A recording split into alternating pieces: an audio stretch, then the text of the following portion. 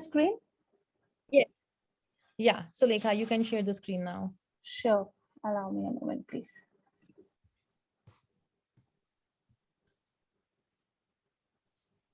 Is it visible? Yeah, it is visible. So thank you so much, everyone, to Hackabot 2021, which is organized by the Digital Assistant Academy. And this has been a wonderful 24 hours with a lot of enthusiasm and a lot of great work with the team. If you could go to the next slide. So the Hackabots theme, when we started thinking about the Hackabot, was like we wanted to make sure it's meaningful, and we are creating bots, which there are a lot of bots out there, but we were really thinking about how can we create a foundation for a more connected future. And can you go to the next slide? With keeping in mind women's safety, campsites, and urban innovation, because I found that these are few areas where there's a lot of opportunity when we think about creating any kind of voice bot or chat bot or any such kind of things. And that is why I picked these three different areas or tracks for the Hackabot. And if you go to the next slide. So we have a wonderful panel here today, and all of these are well known in the voice tech industry, and they don't need any kind of introduction, but I would do a very quick introduction here. We have John Stein, who is the founder of the Open Voice Network. And we have Heidi, who is the senior product manager with Amazon Alexa, and she's been focusing on the elderly population and elderly products, which is kind of amazing. And then we have Dr. Maria Ardulaki, who is the founder of Dialogue Connection. And then we have Erin Abler, who is the senior principal conversational designer, Mobiquity. And I am so excited to have you all here today. You guys don't need an introduction for sure. Everyone knows you, but welcome. It's a And pleasure for sure. Thank you. yeah, and if we go to the next slide here. So when I started the Hackabot, there were a lot of people, like 120 plus people who signed up, and there were more than 11 teams who were there. So like any kind of project or our life goals, we have a goal, we want to reach somewhere, and throughout there will be a lot of problems and a lot of issues. As we had 100 people and the days passed by, there were some drop offs. Some people said, you know what, we will not be able to join because of personal reasons, some other reasons. And towards the end, in fact, we also had like last minute cancellations and additions. So towards the end, we had this six wonderful team who's going to present today. And I would say like they have done a wonderful job, and they have already reached the goal. They like have worked tremendously. The 24 hours was very challenging, a lot of technical issues, and they figured, and somehow they were able to get a solution to that problem. So I'm really excited to see what they come up with. So for me, like I said, there are so many people who signed up, and towards the end we have 22 people who are in there. So these 22 people are already a winner because they have reached the goal what was set, right? So there's no winner in this. It's just like for the sake of the Hackabot, we are doing it. But for me, you all are the winners. That's what I would say. And if you go to the next slide, I just wanted to quickly talk about the awards. I know there was a lot of curiosity and excitement, and people were talking about, okay, what do we get? So thanks to our sponsors, we were able to pull off a couple of things. So the first award is the first prize would be Echo Show, with 70% discount to our voice interaction design fundamental course. And the second prize is the Echo Show 8 and 50% off our voice interaction design course. And the third prize is the Echo Show 8 and 30% off our voice interaction design course. And then, of course, we don't want to just limit it to the first, second, and third. We want every participant to get something out of this. So each participant would get a dot plus a certificate of participation. Participation, of course, everyone will get, and please ignore the typo here. So yeah, can you scroll down? So, and I would like to thank our sponsors. VoiceFlow has been really, really helpful, and they have helped us a lot. in the entire thing, and we couldn't have done without their help, because they gave us the pro licenses and they were available round the clock with any kind of technical issues. We just messaged them and they would hop into the call and help the team with any kind of issues. There were some failures, there were some issues with voice flow not working, it was slow. There were issues where people were not able to save things, so there were crashes and things like that. But yeah, that was a wonderful 24 hours with a lot of challenges, and the team figured everything, and voice flow had supported us a lot. And I would also like to thank Amazon and Equint, because Amazon has been very, very kind and helpful throughout the process. And Ariana Walker, I would say, has been the one point of contact who was like a bridge between Amazon folks and me, and they have done a wonderful job. And we are planning our job fair with them pretty soon in collaboration with Equint as well. So thank you, everyone. And with that, I would open it up for the first presentation, which is Team Alma. Aubrey, Jelinek, Ivona. I'm so sorry, I'm apologizing to everyone if I butcher your name. Please don't kill me. So Aubrey Jelinek, Ivona Goodales, Mary Tomaso, and Spirita Levediti. So there you go. Team, stage is all yours. Okay, thank you. Thank you. Can we, just a question, can we all share screen? Because we are going to, yeah. Okay, I think Aubrey was going to start, or shall I just start? Okay.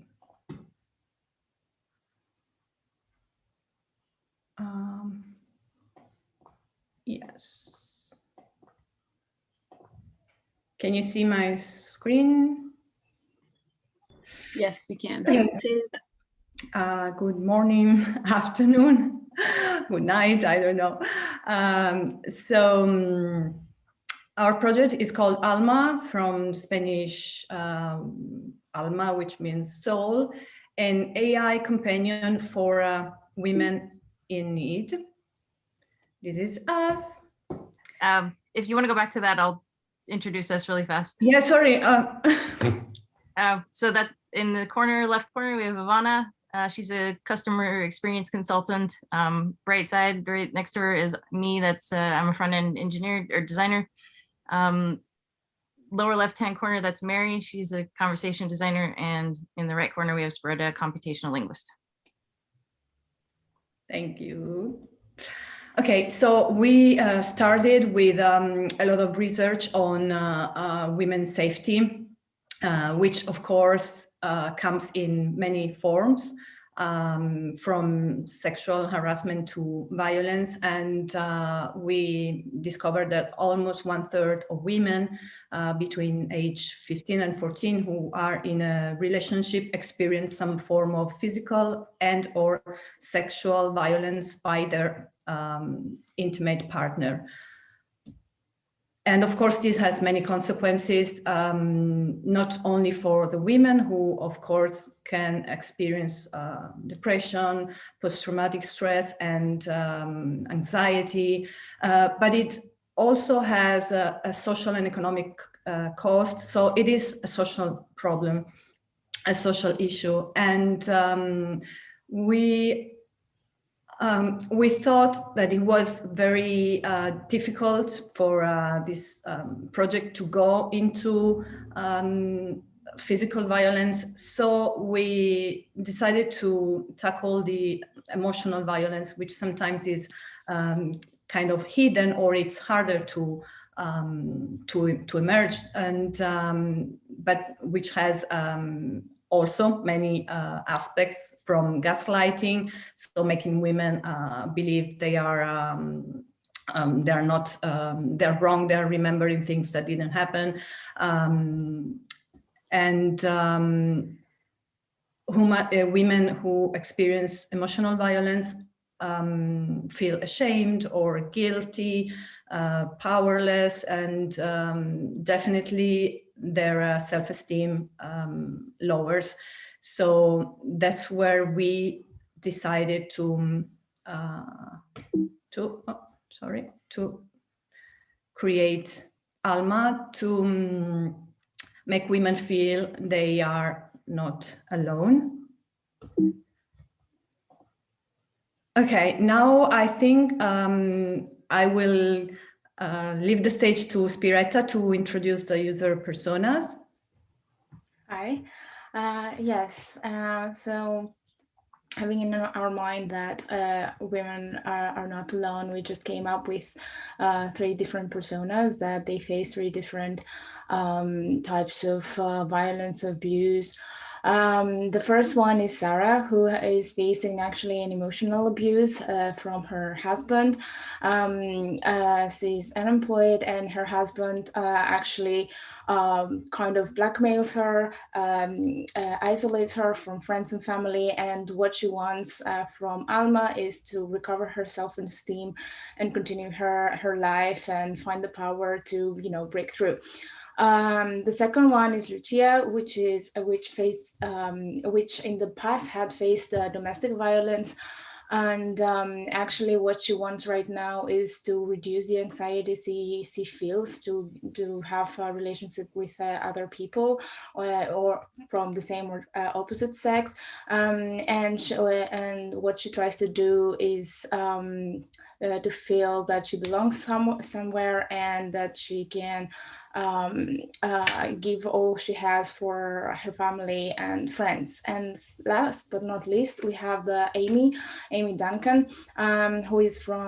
who faces work harassment, and she's a mother of 2, and she's facing blackmailing from a colleague, and he's actually stalking her. And the thing is, the interesting thing about her is that she's trying to have a promotion, but unfortunately someone who can give her that promotion actually is blackmailing her and stalking her. So what she wants is to achieve with Alma is to find the strength to break through and get her promotion and provide to her family.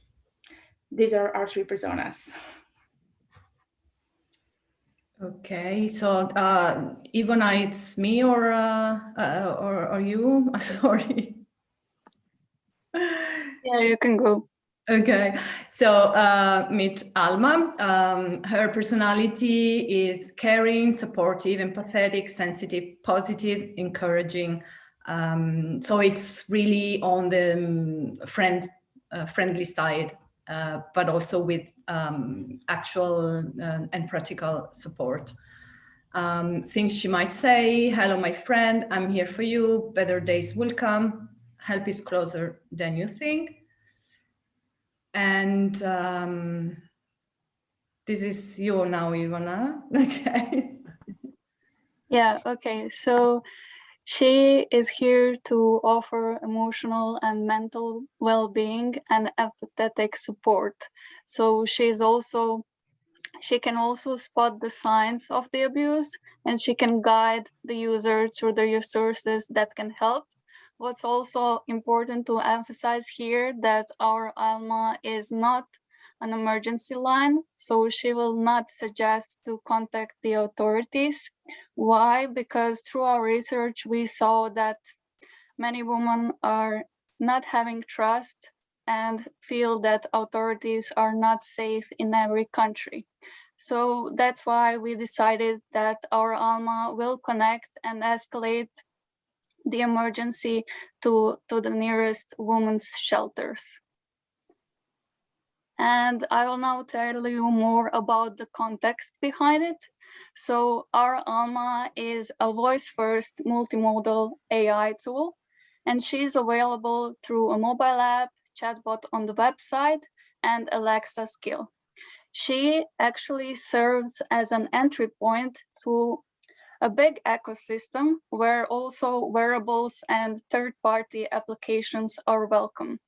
And by that, we mean that we're open to collaborate with organizations offering mental health and safety programs, but also institutions offering legal advices in order to offer psychological and legal support but also the relevant resources to our users, to our personas. So also here we're open to integrate our solution into already existing apps and products. So we're welcoming all kinds of femtech startups specializing in, for example, wellness or fitness trackers, and we are inviting them for cooperation. And now our dear colleague Mary will show you Alma and how this whole multimodal experience would look like. And we thought of designing a website, so Mary will show it now to you. Keep in mind that for these demo purposes, we focused on one key user personas, so the Sarah we mentioned, which is experiencing emotional abuse. So Mary, the floor is now yours again. Thank you. So we actually built a very short page, which is the ideal of where Alma could live, an AI companion for women in need, a woman's digital best friend to tackle the emotional and mental distress that comes from unsafe situations at work, home, and in everyday life. Alma talks and listens. So here we have. Sorry, we don't see the website. Oh. Do we still see the presentation? Thank you. Yeah.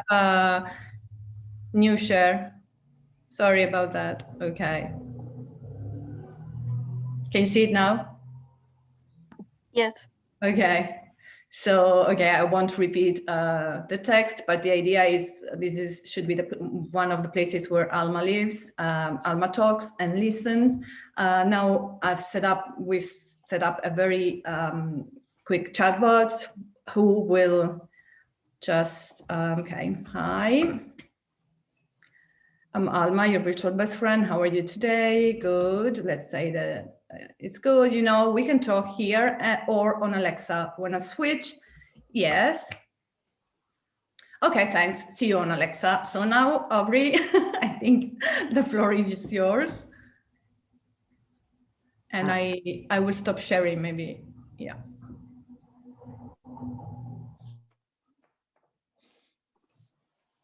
Okay.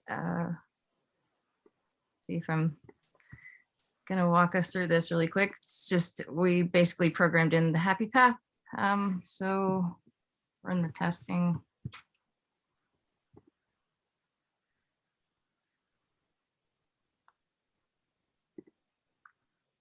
Hello, my friend. I'm here for you. How are you today? So I'm gonna say I'm having a bad day because. I'm sorry to hear that. Would you like to do a breathing exercise with me? Let's begin. Try to get all the air out of your lungs by the time I count to 8. Breathe out. 1, 2, 3, 4, 5, 6, 7, 8. Take a deep breath. Do you want to repeat it? I think we all feel better after that. So I'm going to say that was enough and say no. I hope that helped. Now tell me, what emotions are you feeling? Let's see. I do believe I'm feeling sad today. There is hope, even if you feel there isn't. Why do you feel sad?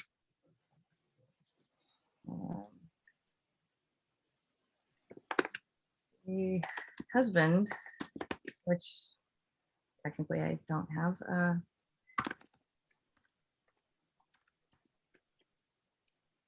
Did you have a fight? I'm gonna say we didn't have a fight. It wasn't Are you physical. feeling stressed right now? Yes, I'm feeling stressed. Changing small things in your surroundings or with your body would help you feel grounded through this moment. Would you like to try a small exercise with me? Sure, I'll try something else. Look around for 5 things that you can see and say them out loud.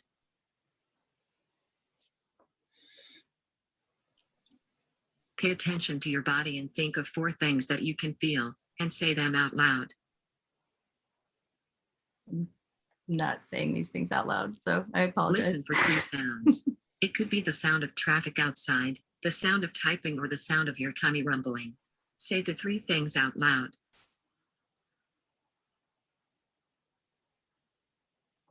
Say 2 things you can smell. If you can't smell anything at the moment, then name your 2 favorite smells.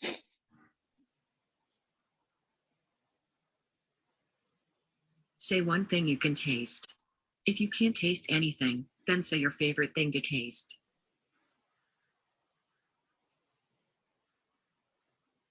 You did great. Do you feel better? I feel fantastic now. One last thing, be kind to yourself. Remember that you have value and worth. Take time every day to practice self-care. Come back whenever you want. I'm here for you. All right. That's it for me. Yeah, we hope you liked our demo and we're ready for your questions. Thank you. Thank you. So yeah, John, Heidi, Erin, and Dr. Maria, if you have any questions about this, feel free to ask the team. I'll jump in. Nice job, first of all.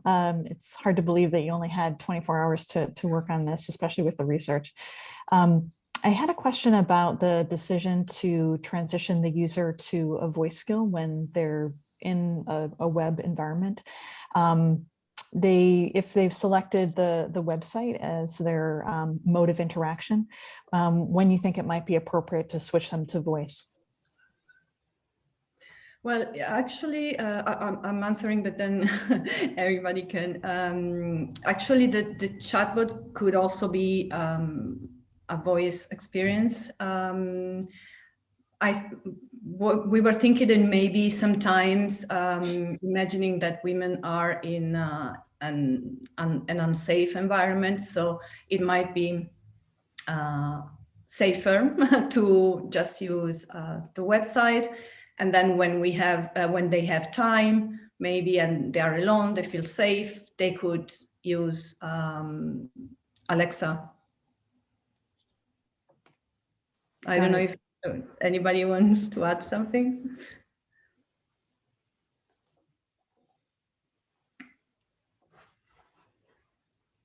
I think primarily it was just utilized as a way to show that that it is multimodal, like, that option would be available. I don't think it was, we didn't intentionally build it with the idea that somebody would log on and be like, do you want to switch? But, I know that's how it kind of looked, but.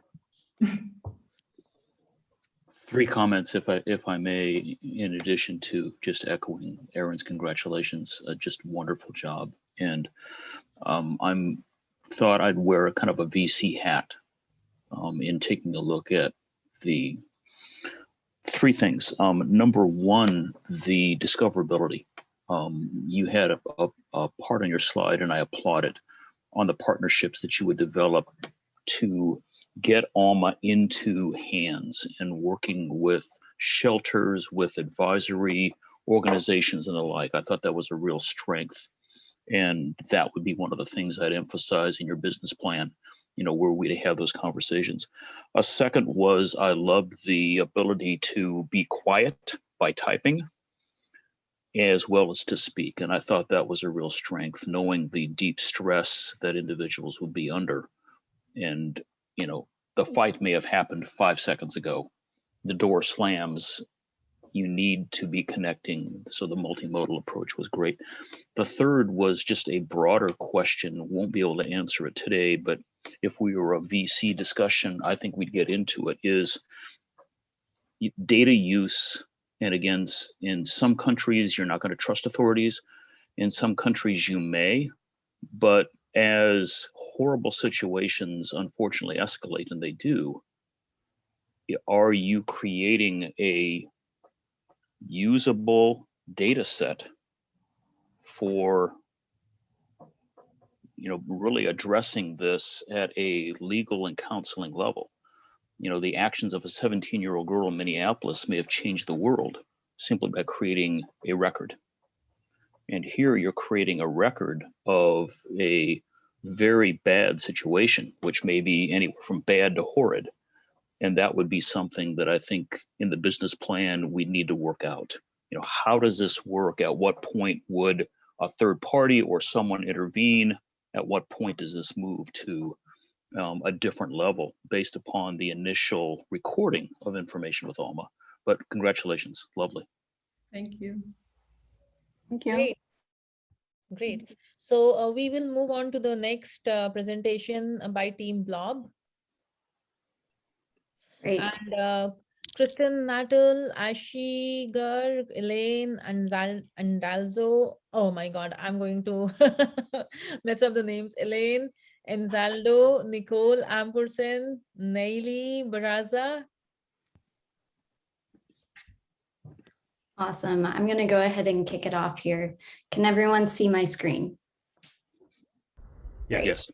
Yes. All right. So we are working with a project that we have titled Aura. And this is our team. So we're just going to go through, say hello real quick. We actually all met on a Women in Tech Discord channel, and Elaine brought up this idea of doing a hackathon for Hackabot. So we are all students and professionals with a passion for technology. We raised our hands and said we'd love to do this, and we met up and got started. So I'm Nicole. I'm a senior software engineer at Nike. Elaine, do you want to go next? Yeah, hi everyone. My name is Elaine Anzaldo. I am a conversational UX designer at NLX, and passing it over to you, Christian. Hey everyone, I'm Christine. I'm a software developer, currently freelancing at SG Ultra. And passing it over to Ashi. Hi everyone, I'm Ashi and I'm doing computer science engineering right now and looking forward to do some cybersecurity research.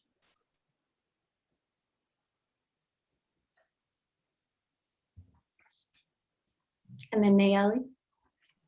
Hi, I'm Nayeli. I'm a robotics engineering student. Yeah. Awesome.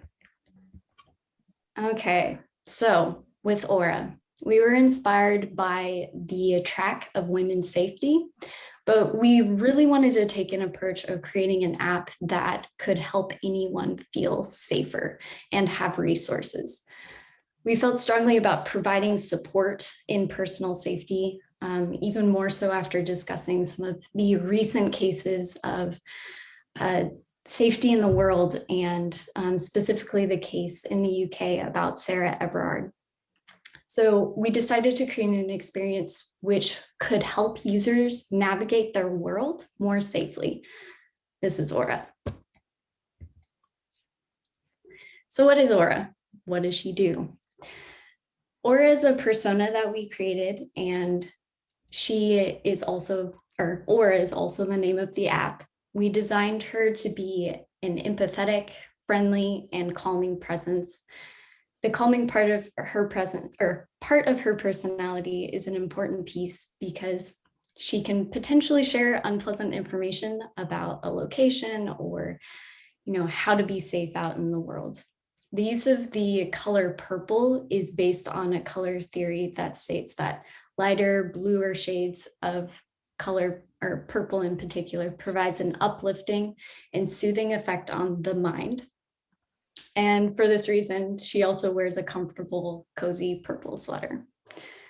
So she has two main capabilities. One is she uses UK police data to gather historical crime information about a location in the UK. And then she also can provide tips on how to stay safe in a new place. We designed Aura to be an on-the-go chat experience. So we also wanted a experience experience which does not have voice. And this was done intentionally to make sure that we are respecting the privacy of our users, particularly where they might be out on the go and don't want voice. Yeah. Okay, so our journey. Initially, we had some pretty big plans. We were going to create a mobile app and integrate our voice flow journey with a React Native application. Ran into some challenges there and decided to pivot a little bit. We decided to focus on the prototyping in voice flow, and we still wanted to try and keep an on-the-go type capability for this chat-based journey. So we started to integrate with Slack using IBM Watson. So we will have a few little demos to show. First, let's look at our basic voice conversation flow. This is our general user journey diagram, which we created first. And in respecting our users' comfort and autonomy, we did not want to just simply jump into the main feature of looking for an address. So we have two main checkpoints, which ask the user if, one, they want to look up an address, or two, the address they gave is correct. And these confirmations allow the user to remain the driving force of the interaction, while still providing an easy-to-use experience. Okay, so first we are going to do the voice flow demo, and I'm going to kick it over to Christian to share that. Thank you. I'm going to share my screen now. Moment. This one.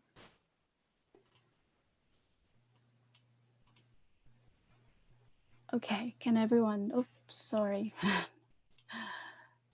Apologies. Can everyone see my screen, or is it? Let me just share it again.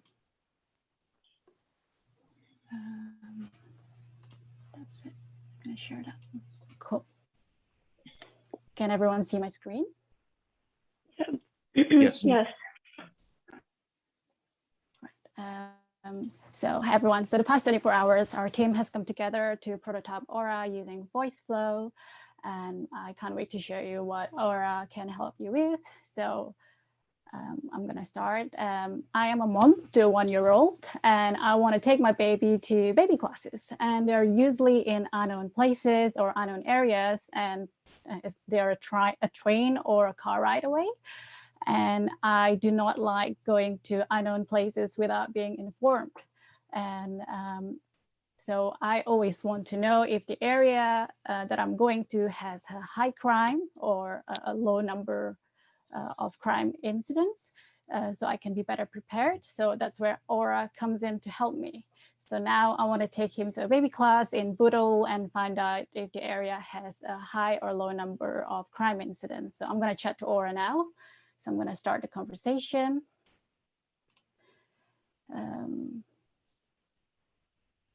So can everyone hear the sound? No sound. No sound. Okay, let me just refresh that. It should be able to. So, not too sure. I think it's because you have your earphones on. So if you let it play through the speaker, it would. That could be it. Or when you're sharing, there's an option below which says, share for videos or something. Maybe you may have to choose that option. Okay, can I stop sharing and share again? Sure. Sorry about that. Yeah, I think I've already pressed that option. Yeah, I think that's it. Right, great. So I'm gonna refresh that. Start conversation.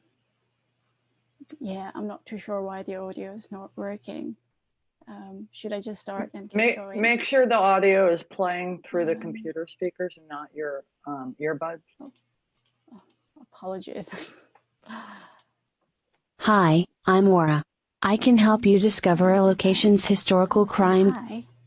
What place should I look up for you? This is... Yes. Got it. You said you were trying to go to yes, is that right? Goodness, I'm so sorry. I'm not too sure what happened here.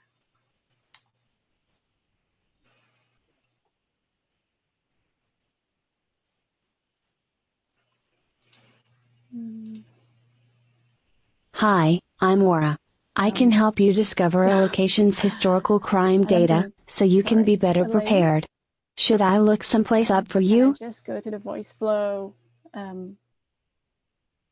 We can voice hear. flow platform to do the demo. Everything is You fine. You can go. Yeah, you can just continue. Okay, What place should I look up for you? So Aura's asked me whether she wants to look someplace up. So I said yes. And what place should I look up for you? In this case, I want to say Bootle. Got it. You said you were trying to go to Bootle, is that right? Whether Bootle is the place I want to go to. So I press yes. Looking that up for you. There were 568 crimes within 1 mile of that area in the last month. Do you want to know the crime categories? Crimes within 1 mile of that area. And I want to know what's the latest crime category within that area. So I said yes. All right, let me check that for you. The most recent crime was reported in the category of antisocial behavior. Be safe. Should I look up another location for you? She asked me again whether I want to look up another location for myself, and I would say no. Of course, glad I could help. Remember, I'm here for you. One last thing, the best protection anyone can have is courage. Bye. Get back how many crimes happen in that area that we requested, and then let us know whether, what category it is. And if I refresh that and start another conversation. Hi, I'm Aura. I can help you discover a location's historical crime data, so you can be better prepared. Should I look someplace up for you? And if I say no. No worries, I can help give you some safety tips. Sound good? And I say yes. 1. Scream at the top of your lungs and twist your arm up and down if someone tries to grab you. Do anything you can to draw as much attention to yourself as possible. 2. Never leave your handbag unattended. 3. Keep 999 on speed dial. Or dial 101 for non-emergencies. 4. Carry a can of pepper spray on you or in your bag. Okay, stay safe. Remember, the best protection anyone can have is courage. So long now.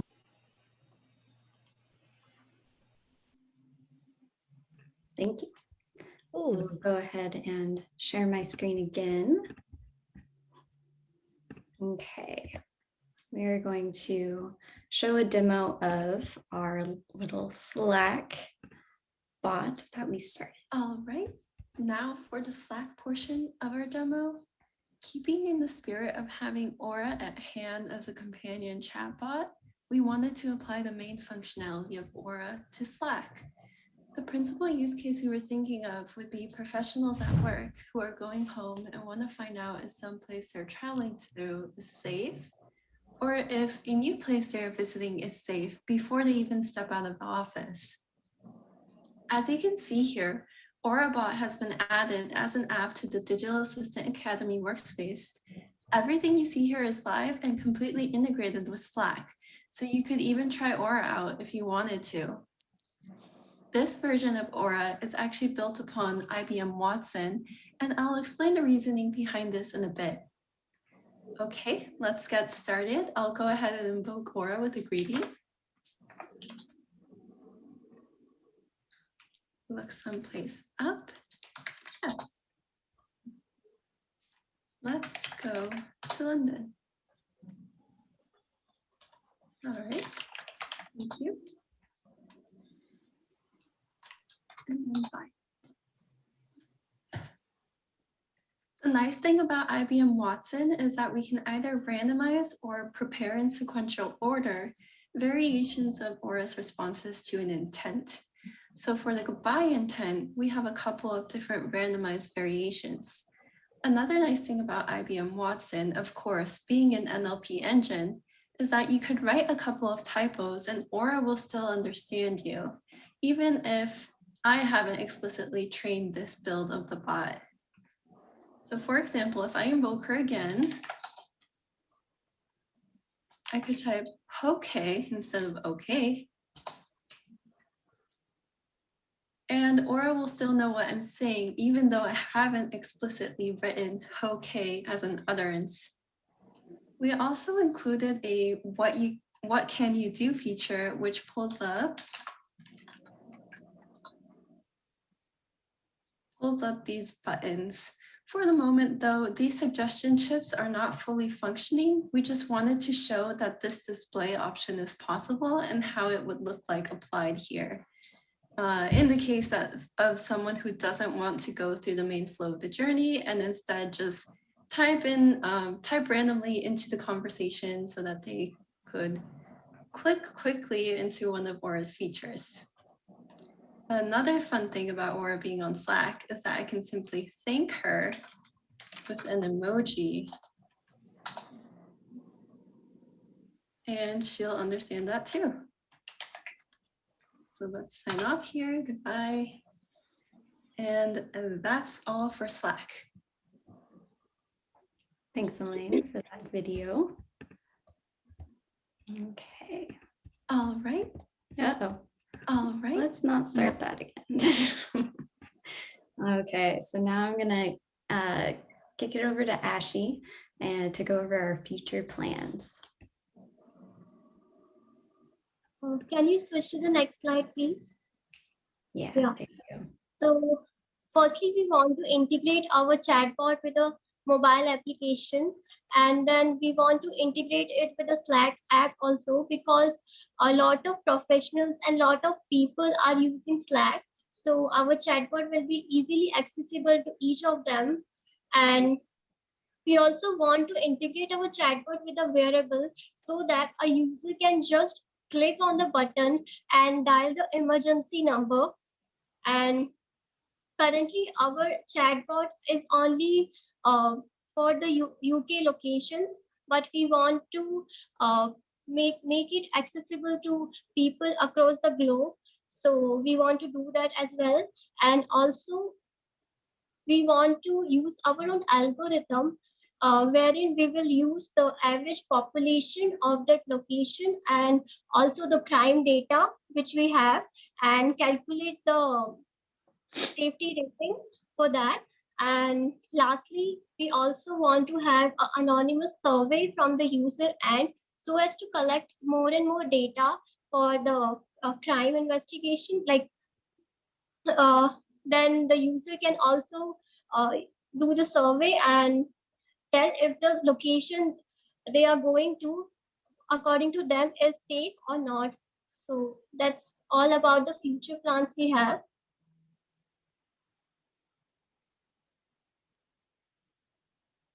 Nicole, you can take on now. Awesome. And that about wraps it up. If you have questions, we'd love to answer them. I have a couple questions. Okay. This is Heidi. First of all, well done. Actually, first of all, I need to state that I'm not representing Amazon right now. I'm representing Heidi legally. That's my legal out of the way. Really well done. I thought your team intro was excellent. I think you unfolded the initial story. I loved the tagline, "We help users navigate the world more safely." Very clear, to the point. You also repeated throughout the presentation on the go, which I think is a major value statement. So really well done there. I have two questions. Talk me through very quickly, obviously, any problems you had integrating the APIs as one question. And then my second question is, the future plans are talking more about feature iterations. How would you create awareness that Aura exists into the marketplace? Because as someone who's pitched a lot, You've got your market opportunity, you've got the solution, your business model, your go-to-market strategy. So I'm curious as to whether you had time to talk about how you would take this to market.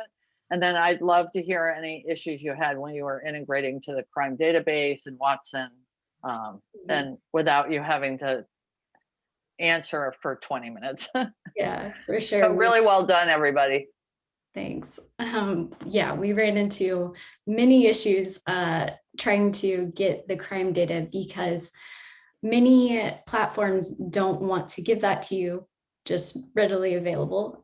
So that was our first challenge, and the reason why we decided to use the UK Police API, because they provide that data free of charge and to anyone. Actually going in and integrating an API in VoiceFlow was pretty seamless. I was really impressed with that. In IBM Watson, it was a bit more of a challenge. We actually did not get the full API integration in place in Slack, so that would be an immediate fast follow.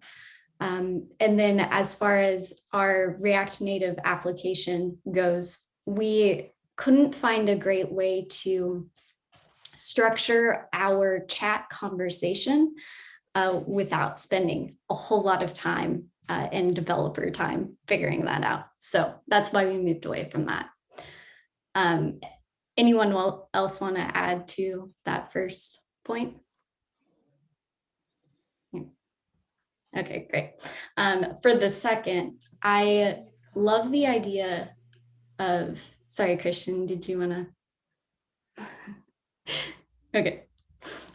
Yeah, so for the second point, I love the idea of trying to pair with travel companies and even airlines, and see if we could work together to try to come up with a solution like through their applications or something like that. When you're looking up through travel services a place you want to go, providing a chat feature which is more along the safety side of where you're wanting to visit, and providing some more resources through that would be one way that I would want to just introduce Aura to the world. Excellent answers. Thank you. Good job. Several things from a VC perspective, perhaps, and again, congratulations on what you've done. And Nicole, I'm assuming you're in Portland, Oregon, as am I. And one of the things several things that struck me, one, and Heidi pointed to it, is the discoverability and the monetization of this. Who will be your sponsors?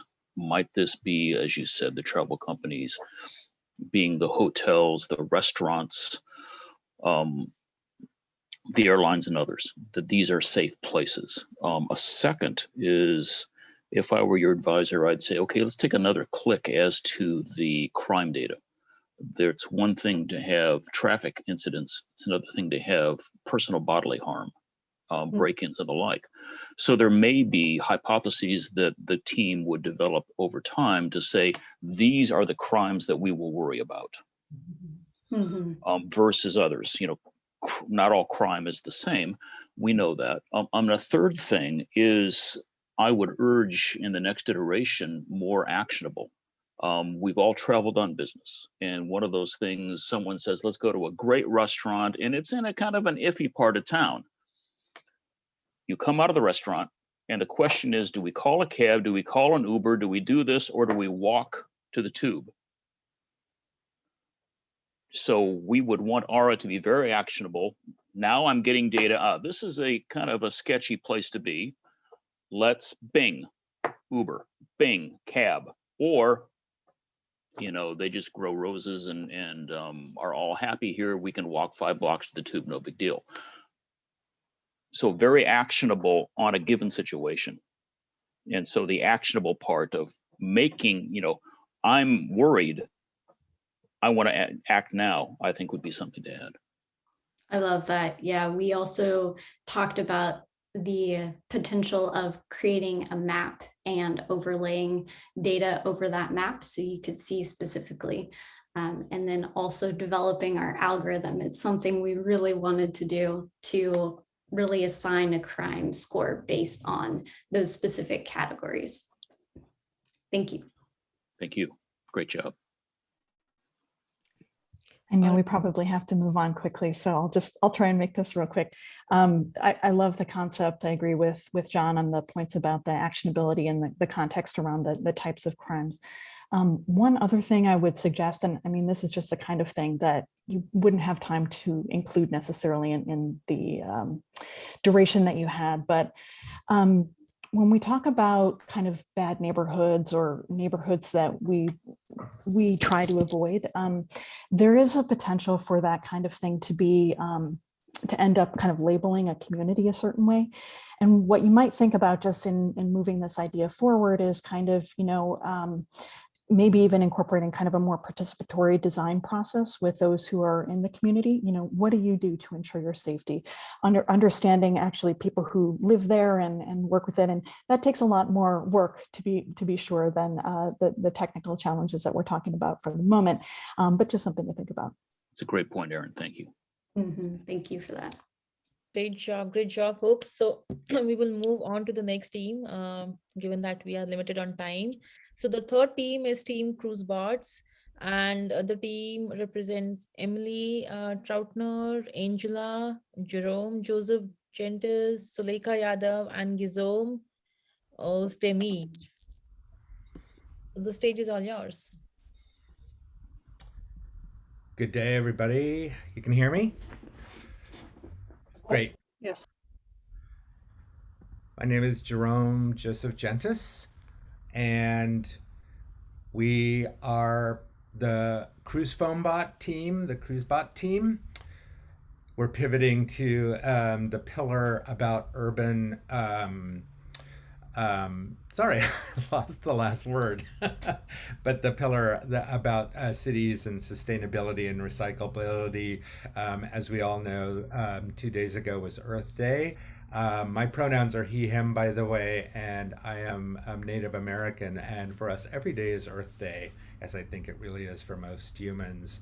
So we did something a little unusual in that after our brainstorming as a team, we focused on this eco-friendly packaging that we will share with you, then the skill that we built for it. This is our amazing team.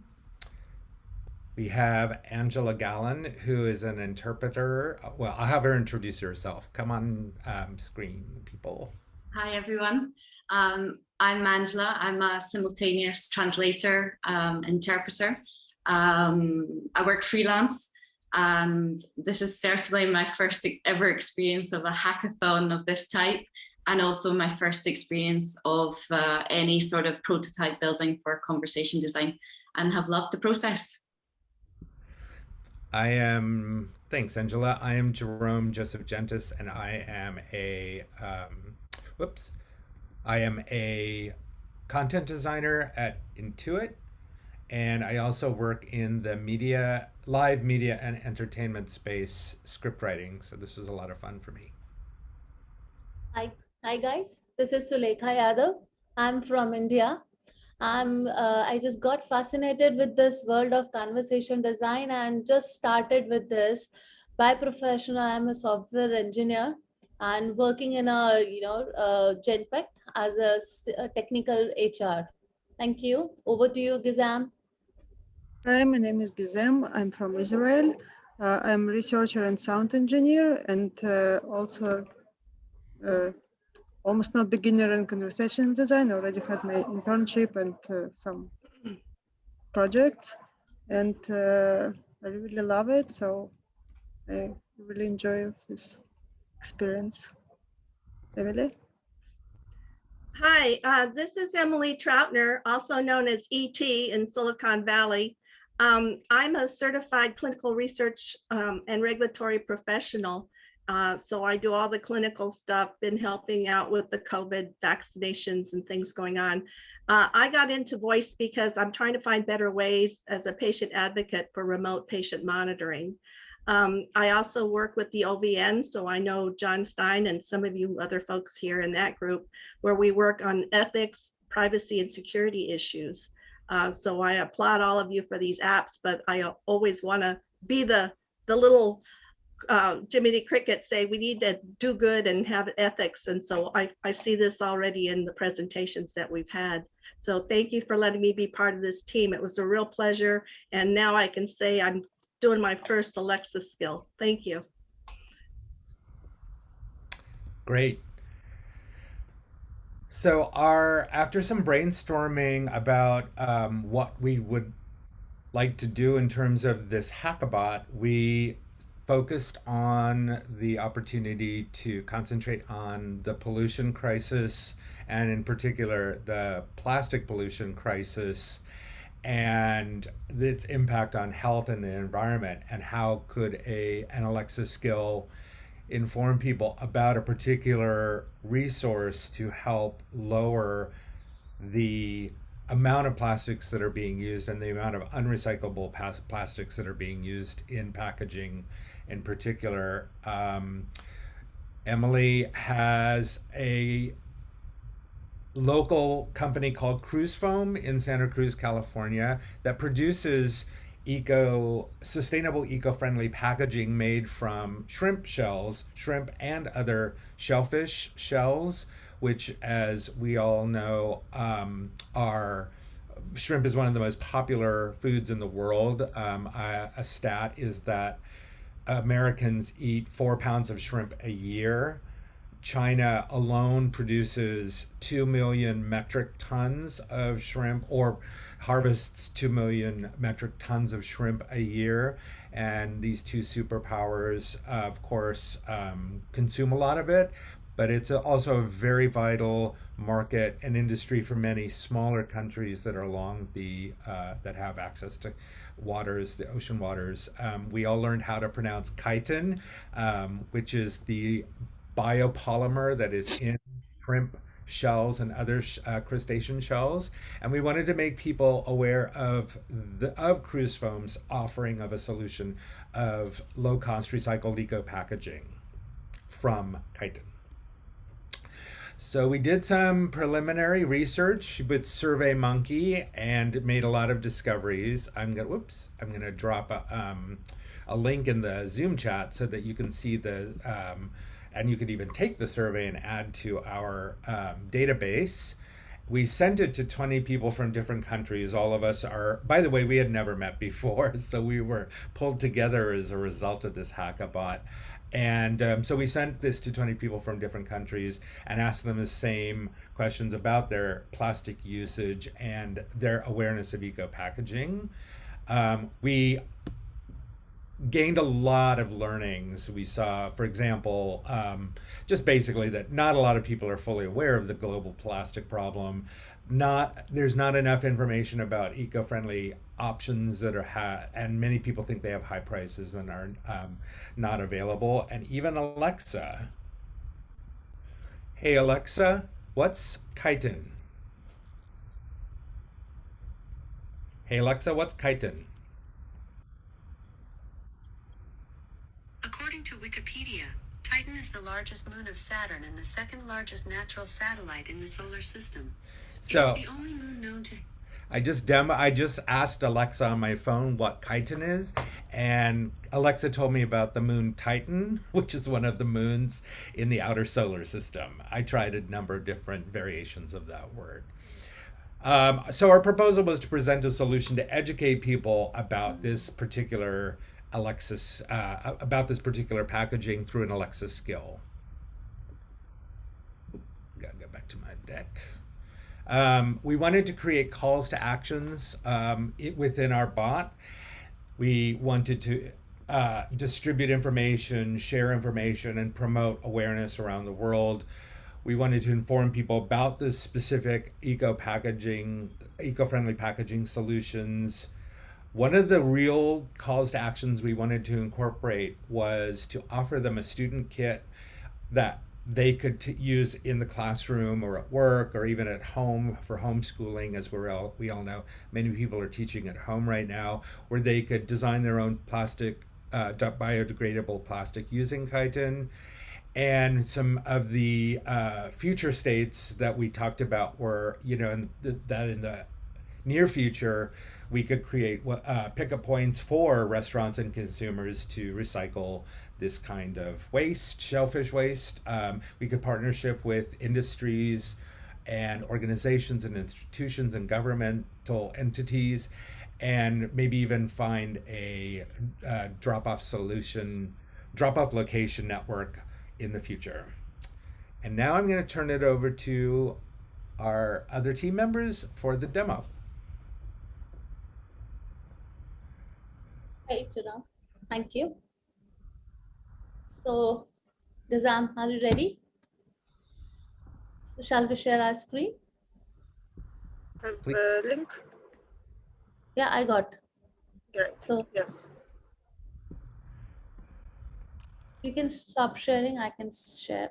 Okay. Doing that now.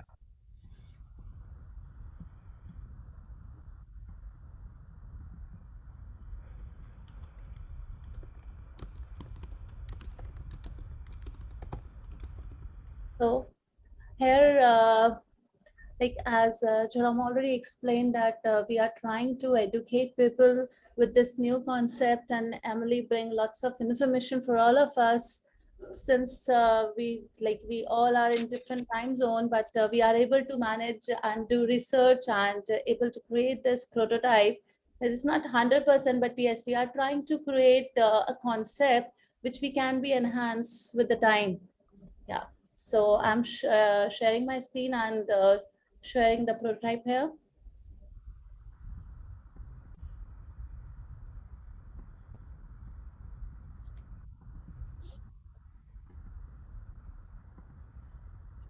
Hi there, welcome to the eco-friendly packaging place.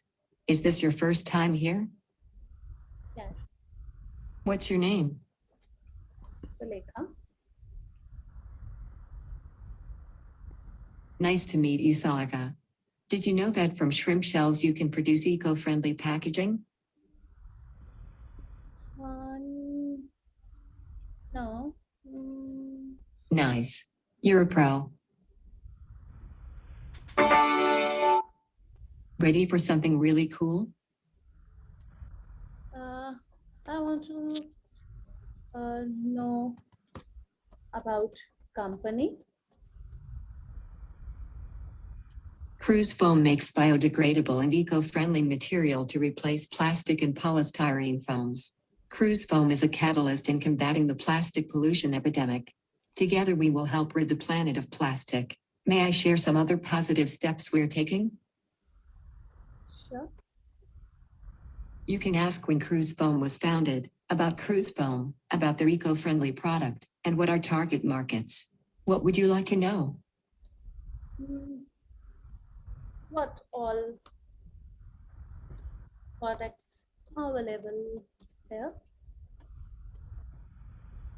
Please ask about Cruise Foam's founding time, or their eco-friendly product or markets.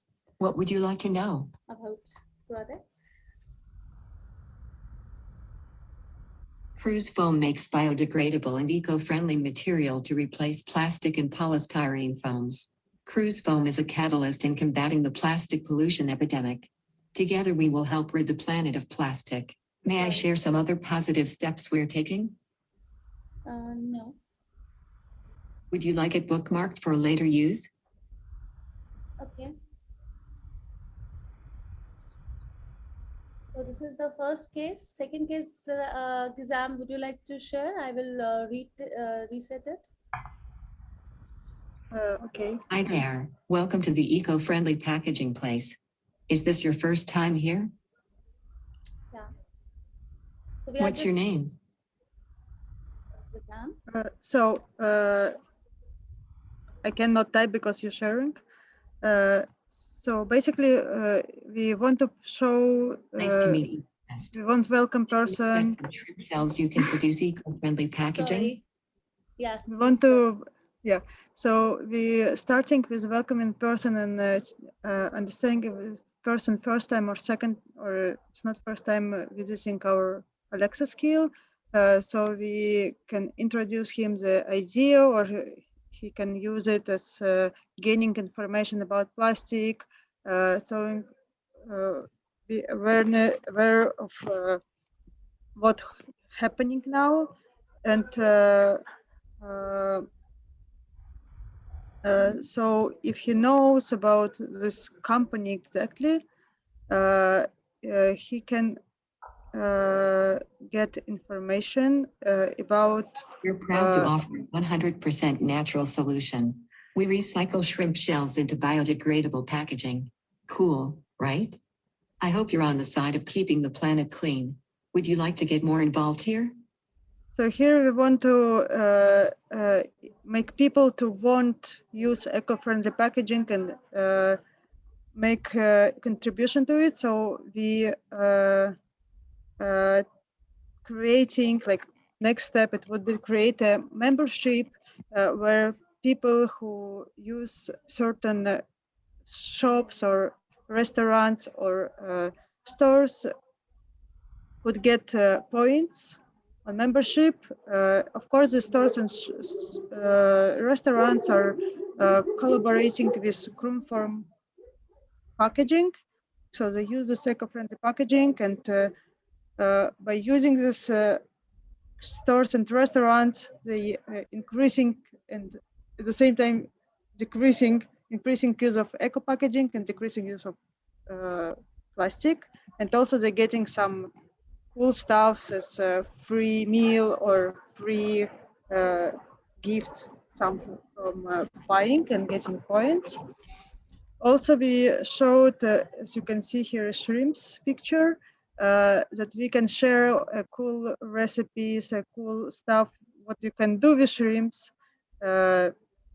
Here's a shrimp taco recipe kids love. The shrimp is steamed, and we so can there's send it not a to lot to add. email. And Want me to share the recipe? and then you can collect. We were thinking to create, to use You got it. to create a You, point. you can just type stop to stop your in the voice flow if you want to stop the skill playing. Sorry. So we wanted to also, one of futures is to create a collecting points where you can bring your shells of shrimps and contribute it to, donate it to cruise form, and they can produce package. It will decrease the price for packaging, and it will decrease amount of garbage, and also decrease plastic use.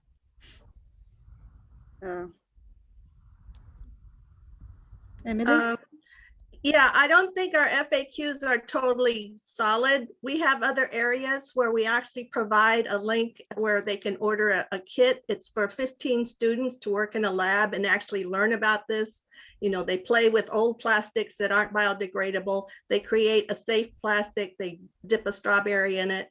So that was really creative. So we want to make that. And actually, I'm going to tag Cruise Foam in reality to start, you know, getting this going. And the other important thing was that Amazon and these other companies deliver shrimp. When you do ask Alexa, when I was doing it, was giving me, I asked for shrimp shell packaging. It kept giving me, here you can order this size shrimp in vast quantities. And so by using the tag team of taking that packaging, replacing it, and then being able to bring it back, you know, with the delivery services. And also this is the Cruise Foam is not just in Santa Cruz. They're actually working with fisheries in Louisiana, other states, Texas, I think Malaysia, where the big other industrial centers are, and they're insisting that they use sustainable, safe practices and actually work in the supply chain. Also, Ford Motor and other big companies have expressed interest in doing investments. So this isn't just a bunch of kids playing with plastic. This is a real deal.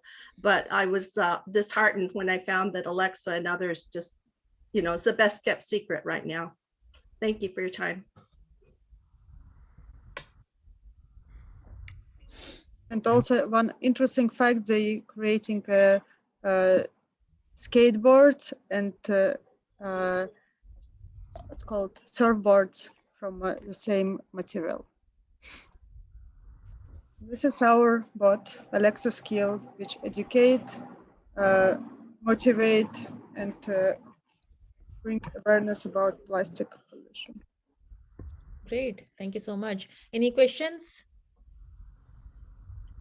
CruiseBot's team, congratulations, and clearly a very important topic that you've taken on. I'd have 3 questions or fears for you. The first is that if you are seeking to reduce the amount of horrid packaging, and we all want that, and I learned a great deal about chitin today, so that's fantastic. The question may be, do you need to teach me about chitin, or do you need to nudge my behavior? Is the critical question in the store or in a purchasing decision that I am making a decision not to buy bad packaging and instead to buy products and to move toward products with recyclable or biodegradable packaging. And so I may want to know less about chitin and be much more have perhaps a voice-based guide to my purchasing. This is better, this is worse. So how do we get to your goal, which is the reduction of bad packaging? And that's one. Please go ahead.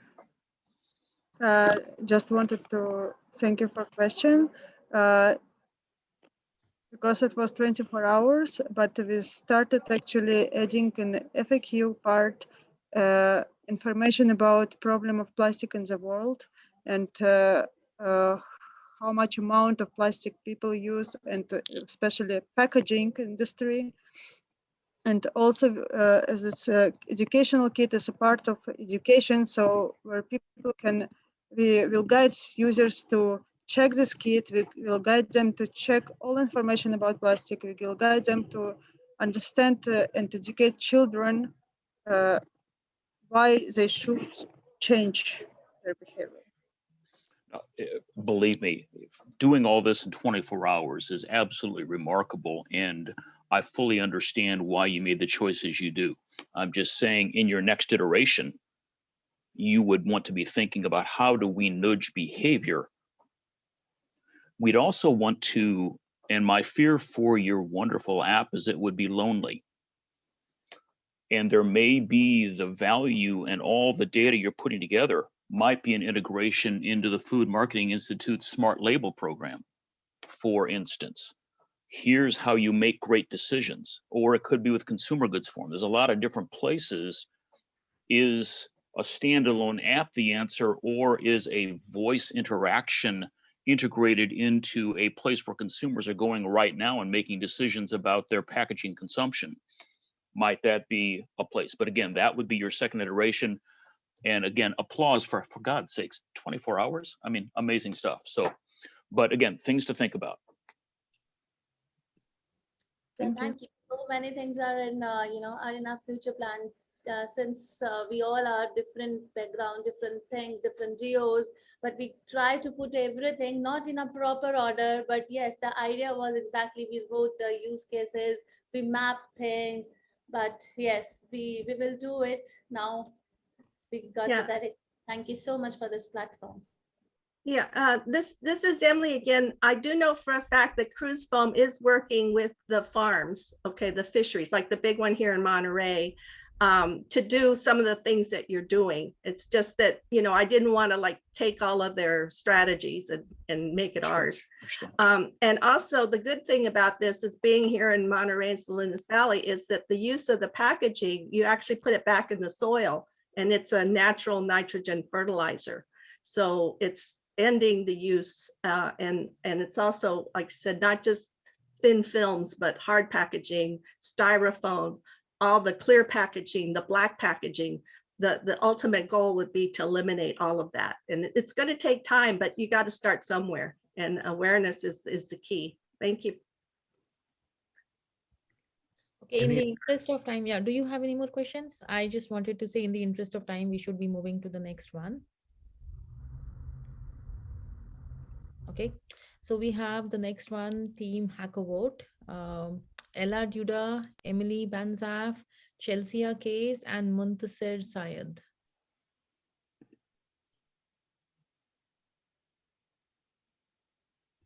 The stage is all yours.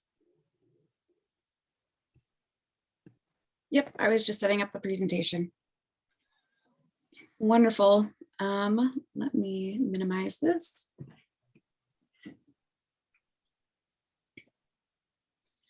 The act of voting is fundamental to the United States. From the suffragettes movement to the civil rights movement, this is a right that many people over the years have fought and died for in order to participate in. But even after generations of struggle, year after year, less than 30% of Americans vote in their local elections. This lack of participation in local elections affects the everyday lives of residents. From the schools in their neighborhoods, their access to housing and transportation, and the operation of their community through policing and public services, the decisions made in a local election have the most profound impact. Nationwide, over 500,000 local officials have control over $2 trillion in local government spending.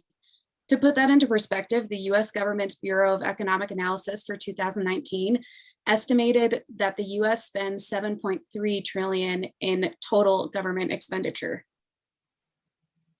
There's a laundry list of reasons that would discourage someone from voting in their local election, but overall, low turnout is frequently the result of lack of awareness for the candidates, the issues, and the election information.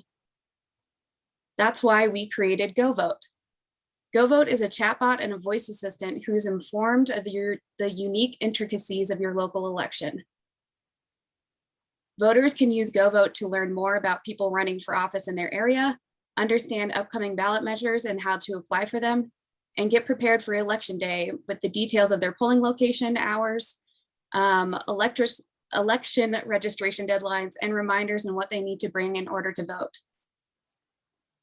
With technology constantly changing how we interact with each other and how we receive information, it's important that local elections change in line with those innovations.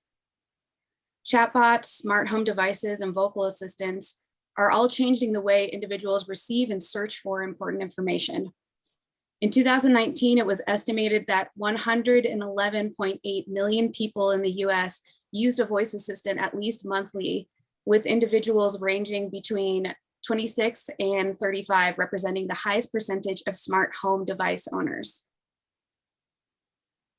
With that in mind, we know that not all of our users will use or own a smartphone, or they feel comfortable using a voice-only application, and we plan for that. Users can interact with GoVote in 3 different ways: SMS texting, a mobile-based chatbot with visuals, or an audio-only skill in order to get the information that they need in order to vote. With the GoVote experience, we want users to walk away with 3 important things: know the local issues, know your specific candidates, and know the impact of your informed vote. Our team was a randomly assigned group of strangers across 4 different time zones and 3 different continents. We all had an interest in benefiting people's lives through chatbots. The diverse range of skill sets we all brought to the table helped our project become a cohesive product. And with our need and our market potential in mind, our team set out to design GoVote to be a trustworthy companion for all voters. We wanted to build a product that is as approachable and ethical as it feels to users. It was essential to us that GoVote presents facts in plain and simple language so that voters can feel empowered to make their own informed decisions at the voting booth. Since the market of voting resources currently leans towards bright colors and red, white, and blue, we opted to keep our product just as patriotic, but more subdued. We wanted it to feel more modern and unbiased, removing mistrust from the political equation. Hello and welcome to GoVote. I am GoVote's digital assistant. I can tell you everything you need to know about your local election. But first, I need your address to find the correct information.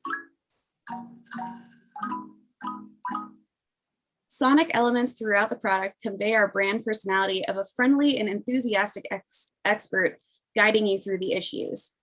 We would also like to have candidates record messaging in their own voice so that voters can have that personal connection to them before they go to the voting booth. On the back end, our product is supported with data collected used from usa.gov/voting, VoteSmart, and Ballotpedia. All of this data has been collected into a MongoDB and deployed through Google Cloud. Twilio was also used for SMS text messaging updates and summaries. Privacy is important to us, so we will only store data when it's explicitly approved by our users. Emily is going to walk us through a live demo of the product, and let me get that set up. Hi, everyone. My name is Emily, and I worked on the conversation design part and prototyping in VoiceFlow. So I'll be walking you through the demo. We built out 3 main flows and then secondary flows within the main flows to support them. So I'll just go through the whole thing. And if I look like I'm really close to the screen, I just want to make sure the computer hears me through Chelsea's screen.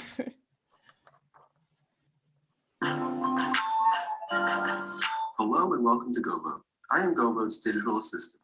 I can tell you everything you need to know about your local election. But first, I need your address to find the correct information. Your personal information will only be used to find your specific ballot.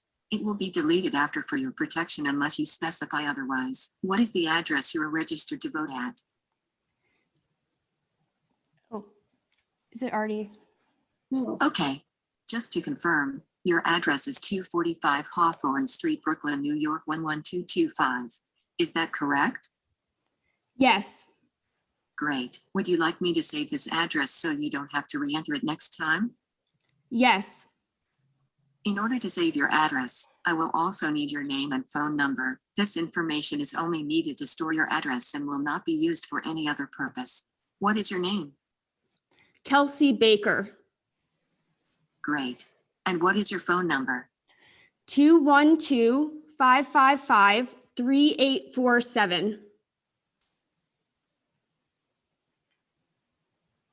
Wonderful. All of your information has been saved. You can ask me about the candidates, ballot issues, or your polling location. What would you like to know? Where is my polling location? Your polling location is Fenimore Street, United Methodist Church at 266 Fenimore Street, Brooklyn, New York 11225. Would you like to know anything else? Who are the candidates? There are a lot of candidates for this election. Let's break it down so it's not too overwhelming. Let's start with mayoral candidates. The mayor decides the city's agenda and budget, which affects affordable housing, transportation, schools, and more. Do you want to hear about the candidates for mayor? Yes. The candidates for this election are Eric Adams, Sean Donovan, Catherine Garcia, Andrew Yang. Would you like to know more about any of these candidates or would you like more options? Eric Adams. Sure. Eric Adams served as a New York City Transit Police and Police Department officer for over 2 decades. He served in the New York State Senate from 2006 to 2013. In 2013, Adams was elected Brooklyn Borough President, the first African American to hold the position. He was re-elected in November 2017. Would you like to know anything else? Yes. Adams introduced a bill in the New York City Council that would require all municipal buildings to have lactation rooms. The bill was passed in 2016. Would you like to know anything else? No. Would you like any other information? Yes. What else do you want to know? What day is my election? The June primary election is on June 22nd, 2021. The general election is on November 2nd, 2021. The deadline to register to vote in the June primary is Friday, May 28th. Are you set on what you need to bring with you? No. You don't need ID if you submitted your ID with your registration, but if you didn't, you'll need your driver's license. You also might want to bring a bottle of water in case it's hot outside and there's a long line. Would you like any other information? Yes. What else do you want to know? What's on the ballot? There are 2 statewide ballot issues. Issue 1 is an amendment for redistricting changes. Ballot Issue 2 is an amendment for environmental rights. Which ballot issue would you like to hear about first? Redistricting. All right. First, do you want to know what redistricting is? Yes. Redistricting is the process of drawing boundaries for each voting district, which affects the control of political power in each district. Do you want to know more about what's in the ballot measure? Yes. Okay. The Redistricting Changes Amendment will require that all residents are counted, including people that are not citizens or that are in jail. A simple majority vote would be enough to go forward with plans regardless of which party is in power. Would you like to hear about ballot issue 2? Yes. The Environmental Rights Amendment will give all people in New York a state constitutional right to clean air, clean water, and a healthful environment. This measure would require the government to consider the impact on Earth throughout the legislation's decision-making. Would you like any other information? No. Since you saved your information earlier, would you like me to text a summary of our chat so you can look over the information later? Yes. Okay. You will receive it soon. If you need any more information, you can visit govote.info. I'm also available 24/7. Thank you for using GoVote. Your vote matters. Have a great day.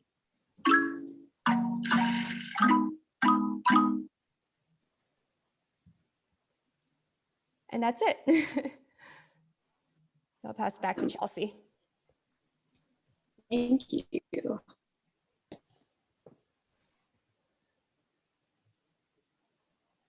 Ideally, we would want to launch in time for the New York City mayoral election in June 2021 and target specific neighborhoods that have already recorded a low percentage of turnout for local elections. We would then use the data and the insights learned from that launch to prepare for the November elections. But before we can launch in New York, we have a lot more to do. After this hackathon, we will work on completing an MVP product for user testing and feedback before deploying it to the general public. We would also work with partners in the election space like Rock the Vote and When We All Vote, who can help us be our subject matter experts and the best and bring in their expertise into the area of the product and also get the word out to voters to use our product.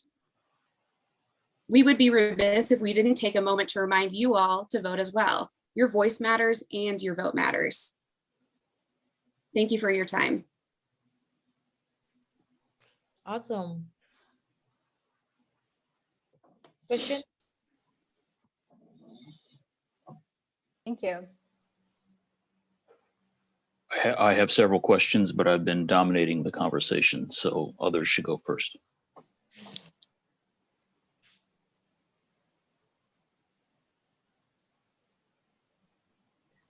I'll go. So I've actually worked in municipal design space for the city of Philadelphia. And so something like this appeals to me just because I know how badly something like this is needed. So I applaud you for finding a really interesting use case and going for it. Yeah, I think, you had in the first place, the coverage types that you had for the topic areas, the candidates, what's on the ballot. I think that you nailed the types of information that people are probably most likely to need to look for. So great job there. I also thought that the information was broken down really succinctly. So I can't remember, sorry, who the conversation designer was, but I noticed that it really stood out to me. I was going to ask, just as a quick follow-up, how you made the decisions for chunking that information or how to provide it, because you then had follow-up prompts. It seemed like it was well thought through. Yeah, that was hard. Emily can definitely talk about it more, but our goal was to make it simple and straightforward. And a lot of ballot measures are not simple and straightforward. Emily, do you want to talk about that a little bit more? Yeah, sure. We just wanted to give like a general overview and explain what the general topic was, because a lot of people don't know all of these terms, like redistricting. People might not know what it is. We wanted to just have that in case people wanted to learn about it and wanted to know more. And I think, oh, go ahead. Oh, No, sorry. I was just saying, I think it's because we ourselves all decided, we talked about it. We're like, we also have trouble, the same challenges. So this is something that we would want ourselves to have, something that's just like, okay, here's the high level things. This is what's going to get us to the polls, and to have an informed vote sort of at the base. And a tool like this is what we all really feel we're missing. So I can just chime in on the technical part of things. So like one of the problems is like making things succinct. So a large blob of like text, which is several pages long, is difficult to digest and read. So what we did is we broke it down into succinct points and summarizers. And on the back end, what we do is we feed in all that large blob of text, and it comes out as these little digestible chunks, which you can then hear for the bot explain.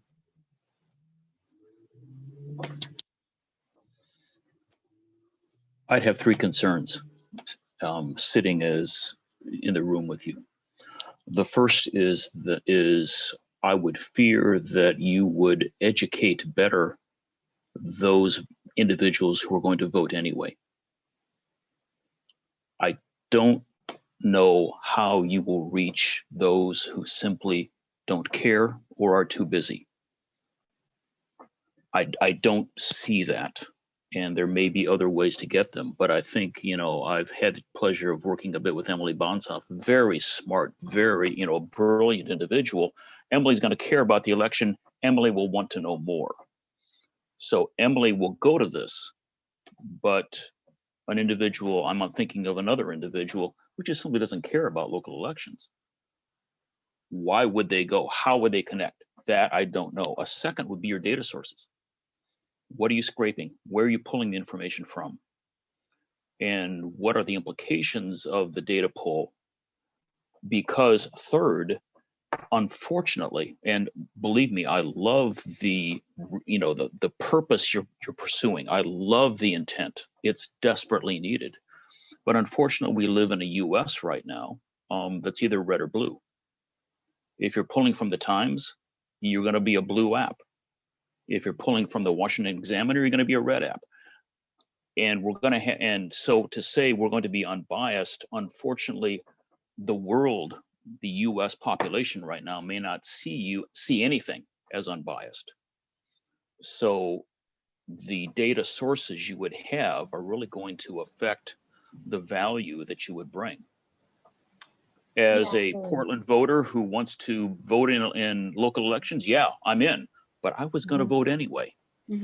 Yeah. So I would say, let me just really quick. So a lot of our information was pulled from Ballotpedia and many sources, NPR, the ones that try to be as unbiased as possible. That was one of our most important things was, you know, there's always going to be bias, that's human nature, but pulling from sources that are as middle of the line as we possibly can is the best way that we can go about that. And to reach voters who may not have been voting already, we were using a lot of the tools that Stacey Abrams and her organization used, which is SMS notifications and reaching out to community organizations, because a lot of times if someone that they know is reaching out to them, there's a level of trust and that would interest them more in going to that election. And so those were the strategies that we were trying to take, but I completely understand where you're coming from. We were also trying to hit more of a younger market, the millennials, since they have the most diverse generation up to this point, other than Gen Z, who many of them can't vote. And so trying to get all of those individuals through 3 different methods of reach. As you present this the next time, and as you build your company around this, you know, you'll identify this as a strategy within a broader, this is a tactic within a broader strategy of getting out the vote. And again, to the brilliance of Stacey Abrams in Georgia, this is one of the tools that would complement this, and this. That's a really good point. Yeah, absolutely. This is not a fix in any way that's going to fix everything. It's one of the many tools that we will need in order to get more people out to vote and get people to exercise that right, especially during local elections. I'm going to make a comment here also as a tag on to John's. In a next iteration of the company, and you think about reach, beyond the millennials and you know, the group that wants to become more socially active, when you think about local elections, you also have to have a strategy to reach property owners because they're most affected. So, you know, think through from a business model perspective, not about saturation, but about penetration of the people that are affected most by local. I thought your presentation was great. Oh, presentation is Everybody. fabulous. Yeah, fabulous. Yeah, it No, was those excellent. are Thank wonderful. you. I'm writing them down on another screen, but like I Yeah. completely agree that go where the money's at. Property Yeah, I mean, owners it's, are going to be yeah, because then it makes it easier to figure out who's going to pay for this, how are you going to monetize it? Because, you know, hackathons are great, but we always have to think about how do we scale this into a viable business. So presentation was super, but always keep in mind who would care about this most. Yeah. And that's your actual target, and then expands from there. Thank you, Heidi. Awesome. So we will move on to the next presentation, which is Team Idolus, Julia Anderson, Daniel Richer, and Haruka.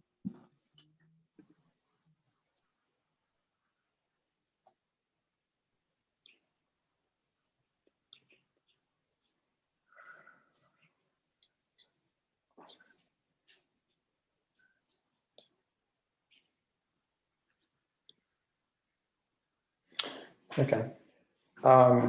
So first off, very much looking forward to John's hard-hitting questions, and I just want to take some time to show appreciation for all the people that have presented and that will present. You guys are doing awesome. It was a great job, especially the last one.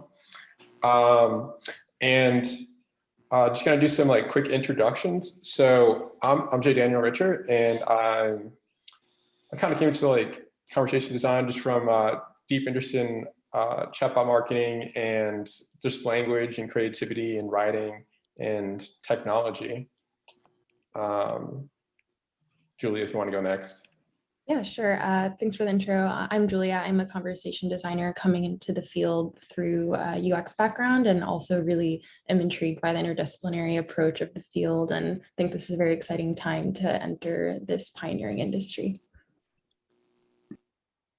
Hi, this is Haruka. I'm based in Canada, and I'm a recent design diploma grad, UX designer, and aspiring to be a conversation designer. And I'm very happy to be participating in this great opportunity with some wonderful teammates. Awesome. So our project is called Park Ready, and it's all about helping you find open parking spots ahead of time so that you can spend more time going places you love and doing things that you love. And so there's a lot of things that people hate about urban parking, especially in very industrialized areas and urbanized areas. So you kind of spend a lot of time just searching around for a parking spot when you're trying to go somewhere. And that adds up. As you can see, there's like an extra 3,600 vehicle miles spent right there. And then it's also like drivers spend an average of 17 hours a year searching for these parking spots. And that ends up costing them like $345 in wasted fuel, time, and emissions. And so that's kind of the things that we were seeking to improve upon and get rid of. And story time. So let's say your favorite sports team is playing at the stadium tomorrow, and right, you have the tickets, you're ready to go. You're taking a last gander at the jersey before you go to sleep. And right, you go to sleep, you wake up, you look at your phone, and then like you immediately jolt yourself out of bed because you realize that you set your alarm for AM instead of PM. So you're like, you know, stupid freaking alarm clock. You brush your teeth, you throw on your jersey, and you race over to the stadium. And you start thinking about how packed the stadium will be when you arrive. And you, like when you finally get there, after what feels like forever, your parking suspicions are confirmed. And trying to find that awesome parking spot is like trying to find a needle in a haystack. And you start thinking, you know, what if there are no open parking spots? What if this is it and I miss what's going on? And eventually you finally find it, right? That glorious parking spot, that awesome parking spot. You know, after 15 minutes of desperate searching and going in circles, and your heart like rising and falling to the waves of hope and despair, and you see it. out of your corner of their eyes, a glorious parking spot. And like just as you're about to pull into it, an elderly lady snags it, right? And you're livid, you know. But and then so you start searching for another parking spot for like another 15 minutes, and you finally land one in a less than ideal area. And I think that really highlights the kind of pain and like anxiety and frustration that we experience for a parking spot. And I think that gets really amplified, especially when we're late. So what if you could easily find a great parking spot? What if you could easily find a parking spot with an electric charging station? What if you could easily find a disabled parking spot? What if finding a parking spot in a heavily urbanized area was no longer such a frustrating endeavor, right?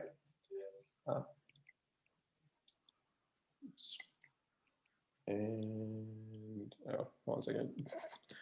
Did not think this through.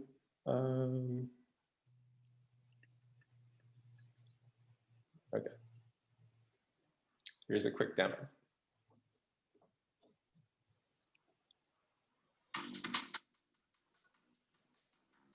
Welcome to Park Ready.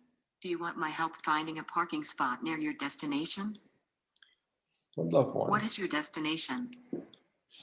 5, 4, 3, 2. Great. Your settings indicate you want a parking spot under $15 an hour, within 100 feet of the destination in a shaded spot. Does this sound all right to you? Sure. It looks like you are close to your destination. I found 3 parking spots that meet your preferences. Would you like to navigate to the best spot? Yes. Okay, navigating to 5432 Parkway. The parking spot will be on your right side.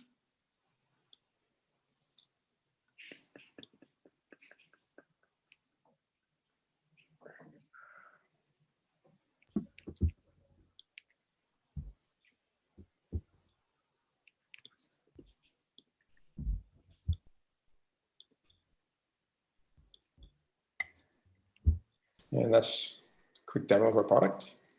And now, Julia. Thanks for the demo. So hopefully that kind of gives some context of how it could be used. Park Ready would be something that we are envisioning, obviously saving you both time and money, but also saving you from distractions while on the road. Because right now, the way that most people are trying to find parking is they're trying to find using their phones, they're using screens. The way that we approach this was thinking the best way to find parking and navigate in general is the way we've been doing it with GPS. And that's by having a voice first assistant being able to find you parking so you're not being distracted by any of these things going on as you're trying to just land that parking spot.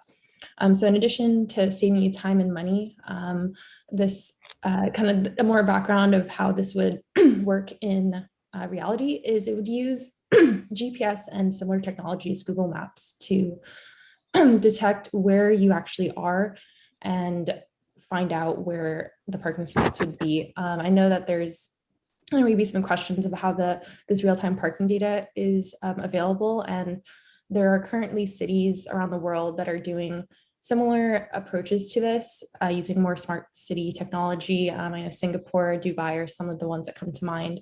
They're using more of an infrastructure approach where their smart cities are already connected using sensor technology as well as high-tech parking meters. But for the purposes of our prototype, we're imagining something a little more rapid to come to market, which is by using GPS tracking and having satellite data that way. Moving on to the next slide. So when we think of how this could come to market, we are thinking of, in terms of users, this is a solution that could be widespread to any driver. As Jane was saying, everyone has had frustrations with parking. It's not unique to anyone, really. It's something we all deal with, especially in an urban environment. And in our use case with the stadium, that's one where you're able to see, if you are in a stadium, there might not be sensors for all this parking, but we would have, satellite imagery and GPS tracking using Bluetooth or something already tracking location services in your car to detect things like this. And since I did bring up other ways to kind of track this real-time parking data could be using charging stations where you're able to track this with electric vehicles. Electric vehicles are already some of the smarter cars, maybe more willing to accommodate some integrations like this through an in-car integration for this personal assistant. And it's also a place that cities are willing to think about and expand. So kind of this market for electric vehicles melds the actual automotive companies as well as the infrastructures in place for a city to kind of bring together a reason to have people find these stations using this parking assistant. And here we have this voice flow sample of kind of where this feature could happen, where you're able to set a preference of whether or not you want to be in a parking station or a parking spot that has this capability. Another way that this could be used is this feature for kind of looking for disability parking or any sort of accommodations.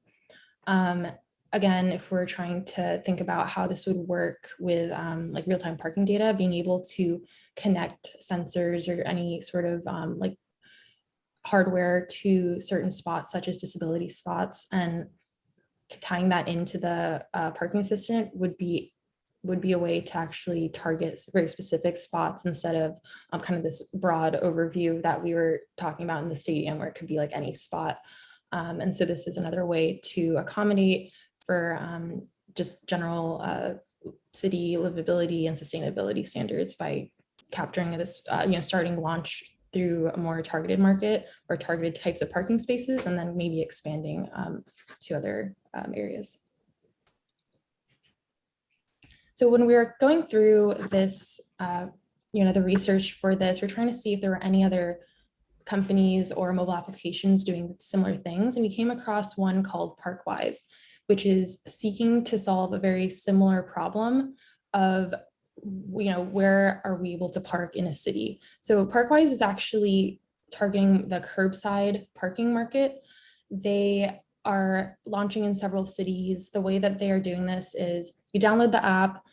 It is using tracking data as well as, like Google Maps and satellite imagery to figure out where all the parking spots are. And a couple of things that we noticed when we were trying to figure out how this all works is that, one, it is not a voice first product. So you would have to use your phone or have a screen while this is happening. So again, nothing, something that would cause distracted driving, which is a problem we're trying to eliminate. And also the fact that you would only be able to see open or unavailable spots based on other people using the app. So it definitely limits how much data you're actually getting. In our ideal use case or ideal state of this product, it would be integrated to the car. There might be some data privacy issues that we'd like to explore here, but something, if it's already part of the car system itself, would definitely open the market to a much more data than if just someone was downloading the app. And again, I think the most compelling use case for our product versus Parkwise is that it is a voice first solution and it seeks to be integrated into the car system itself. What next? So since we had only 24 hours for this, and it was very fun 24 hours, but we were definitely thinking of towards the end, what else could we have done to make this a more viable and compelling product?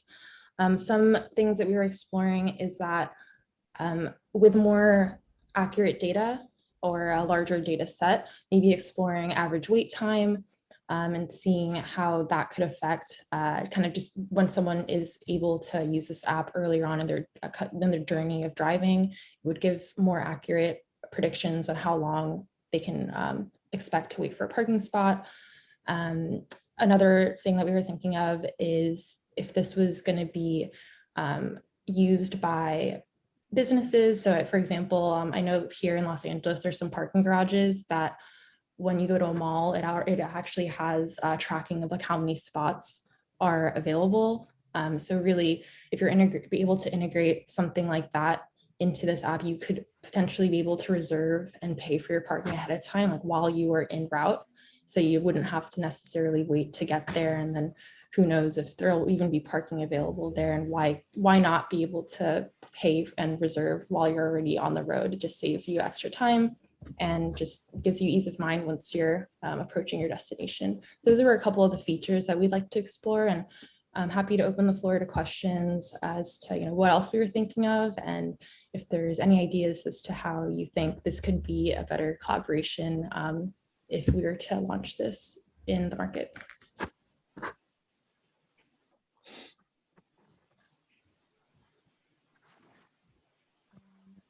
Haruka, was there anything else you wanted to say, or should we just open the floor to questions? Yeah, we can open up for the question. Great.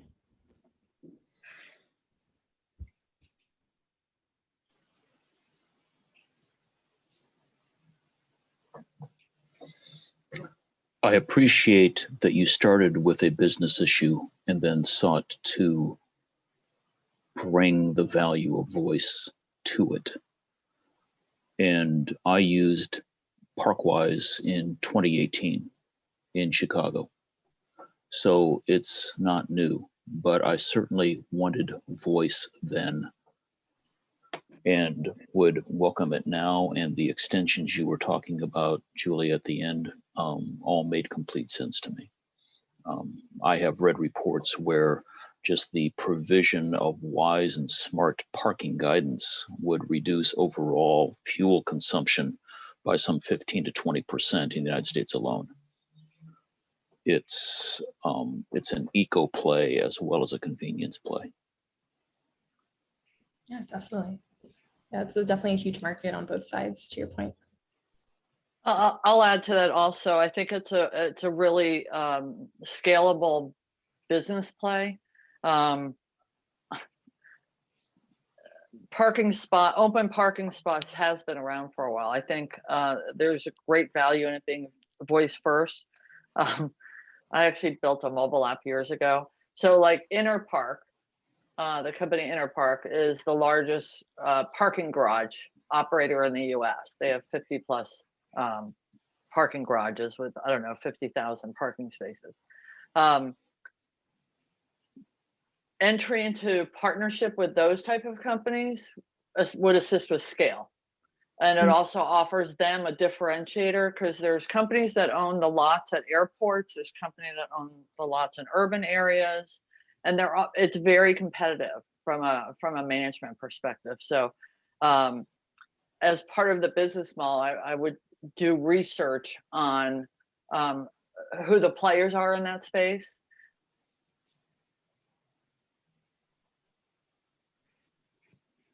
Yeah, Heidi, one thing that jumped than it is to go consumer.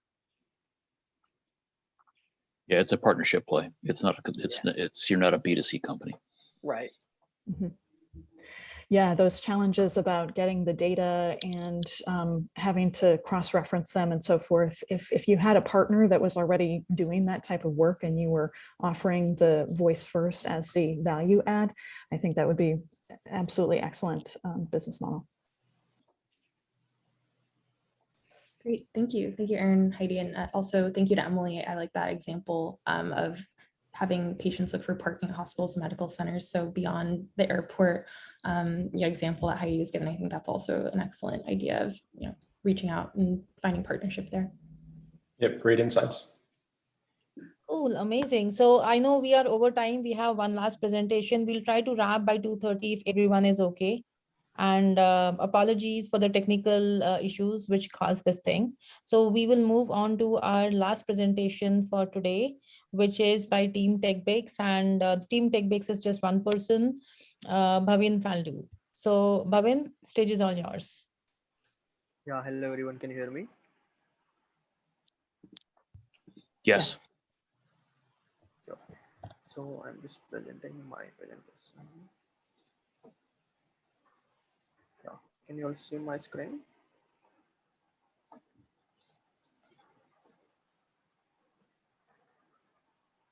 Yeah. So hello everyone, I am Bhavin Faldu and I am from Team TechBix.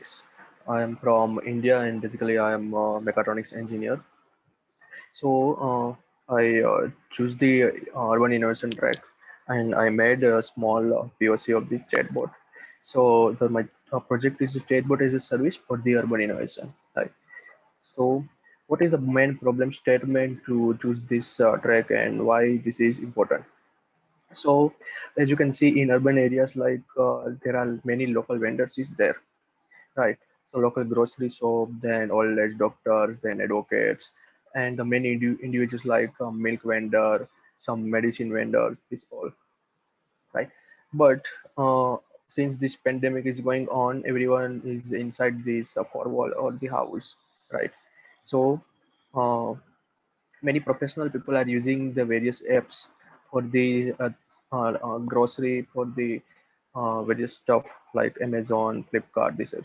But how we can empower the local vendor by using the digital enabled platform. So that is a small try from my side how we can empower the local vendors in the urban area to uh, empower their business as well as the to show the more opportunities, right?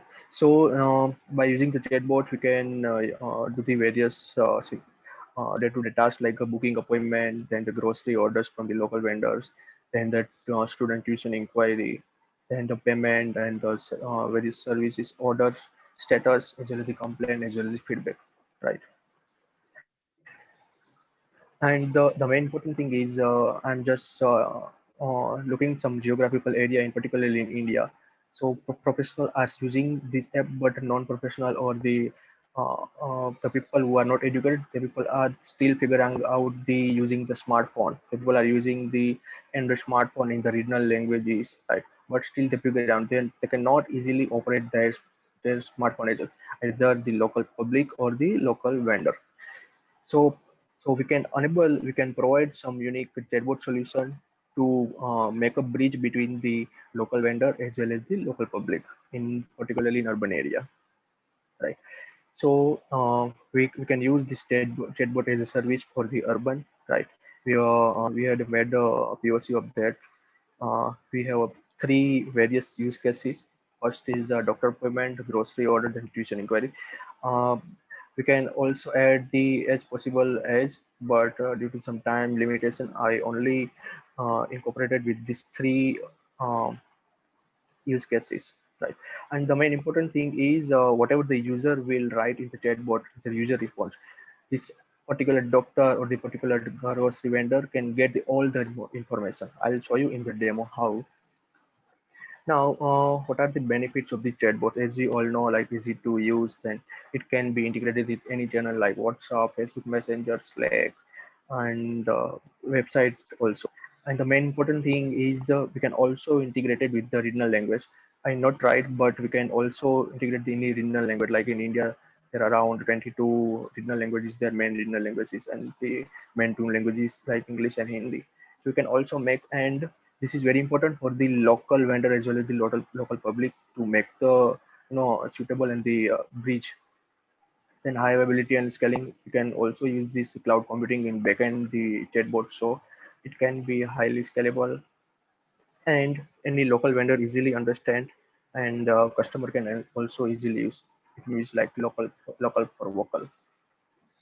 Now, what are the main business impact by using? What are the main business impacts for the chatbots? If we can integrate like better lead generation, then we can also provide the 24/7 customer support.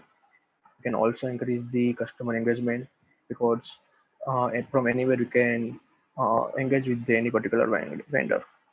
Then bots can save the ample of time, then easily scalable, then better team productivity and high customer satisfaction, and they cut down the human errors.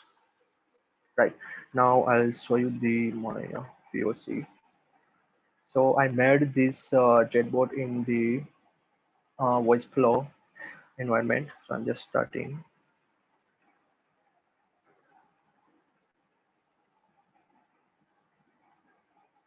Hello. Greetings of the day. Welcome to Chatbot Service for Urban Innovation. We are happy to help you. Which of the following service would you like to use? I hope you also are listening this bot, right? This voice is unable, right? Yeah. Okay, sure. Yeah, so now I'm just taking the first use cases. This is doctor appointment. Which date do you want to schedule doctor appointment? So it's asking for the date. So I write this 25th April.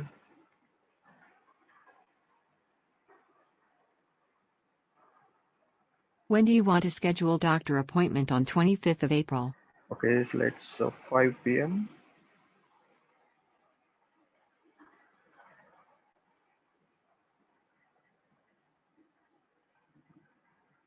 What is your first name? So basically this is taking the user input. What is your last name?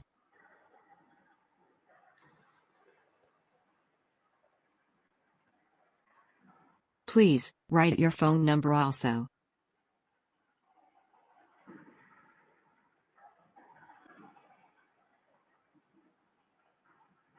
Are you sure to schedule doctor appointment on 25th of April at 5 p.m.? It's asking for the confirmation like this date as well as this time you want to confirm.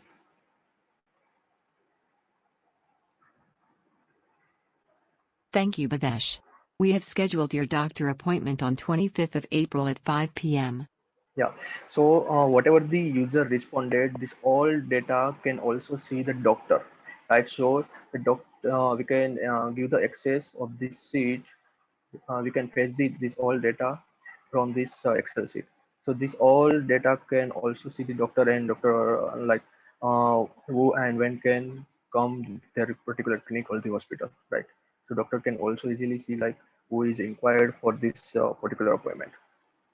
So similarly for the grocery as well as the similarly for the, so I'm again showing you the another two cases.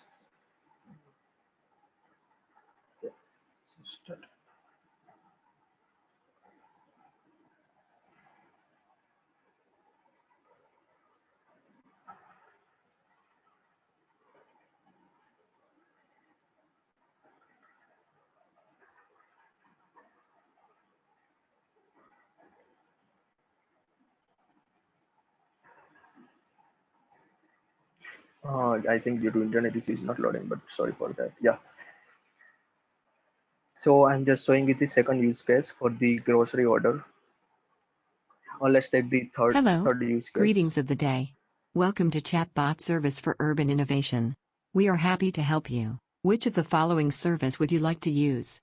Now I'll select the tuition inquiry. So this will helpful the home or tutor or the home For which grade are you looking for teacher. tuition teacher? Let's do 9th grade. Which subject you would like to do in tuition for 9 student? Maths. What's your full name? Let's take the another name. So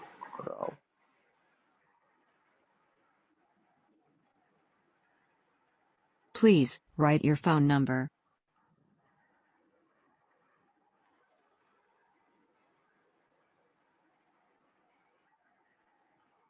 Are you sure to confirm 9 maths tuition inquiry?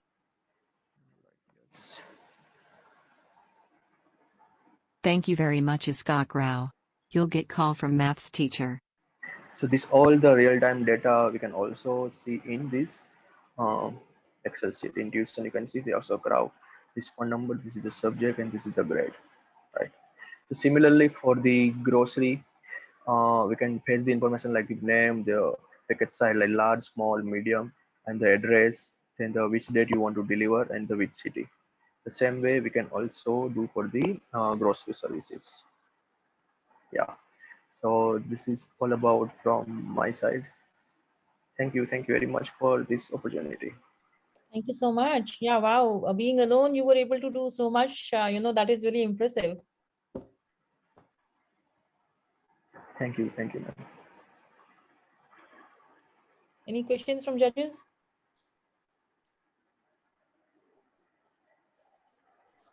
Bhavin, you've got a ton of data integration there. You're working with Kerala stores, you're working with all kinds of different people. Having had the privilege of doing a number of walkarounds in India cities, there's just a ton of data integration. Be a great thing to do, but you're going to have a big staff to get it done, my friend, but wonderfully done. Yeah, thank you, Johnson. And along those lines, one thing that could be interesting is that if you actually had a chatbot as a service that was easy enough for people to utilize themselves with maybe a few templates for the use cases that you created, you might be able to make them available to people wherein they could enter the information themselves, like your local vendor or your doctor, in order to maybe cut down on some of the onus of collecting all that data. Yeah, sure.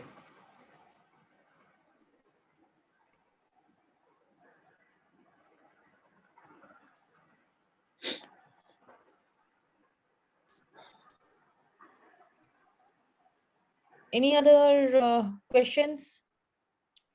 Nope. So if there are no other questions, what I will do is I will put all the judges in a breakout room so that they can discuss and vote on which one they want to. And then you guys can come back here. So let me quickly do that. I will create one breakout room. And Dr. Maria, Erin, Johnstein, and Heidi. All right. There you go.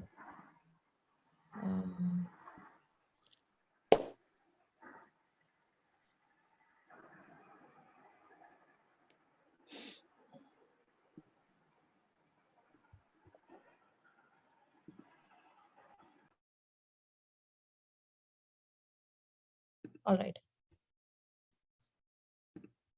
So let them decide which team they want to vote for. Okay. Meanwhile, I wanted to say, great job, folks. You guys have done wonderful job.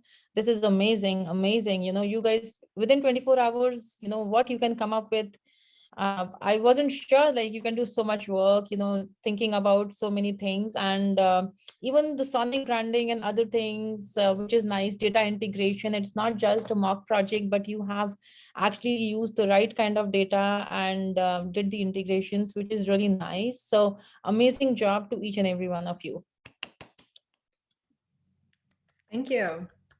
Bravo, everyone. Yay, thanks everybody.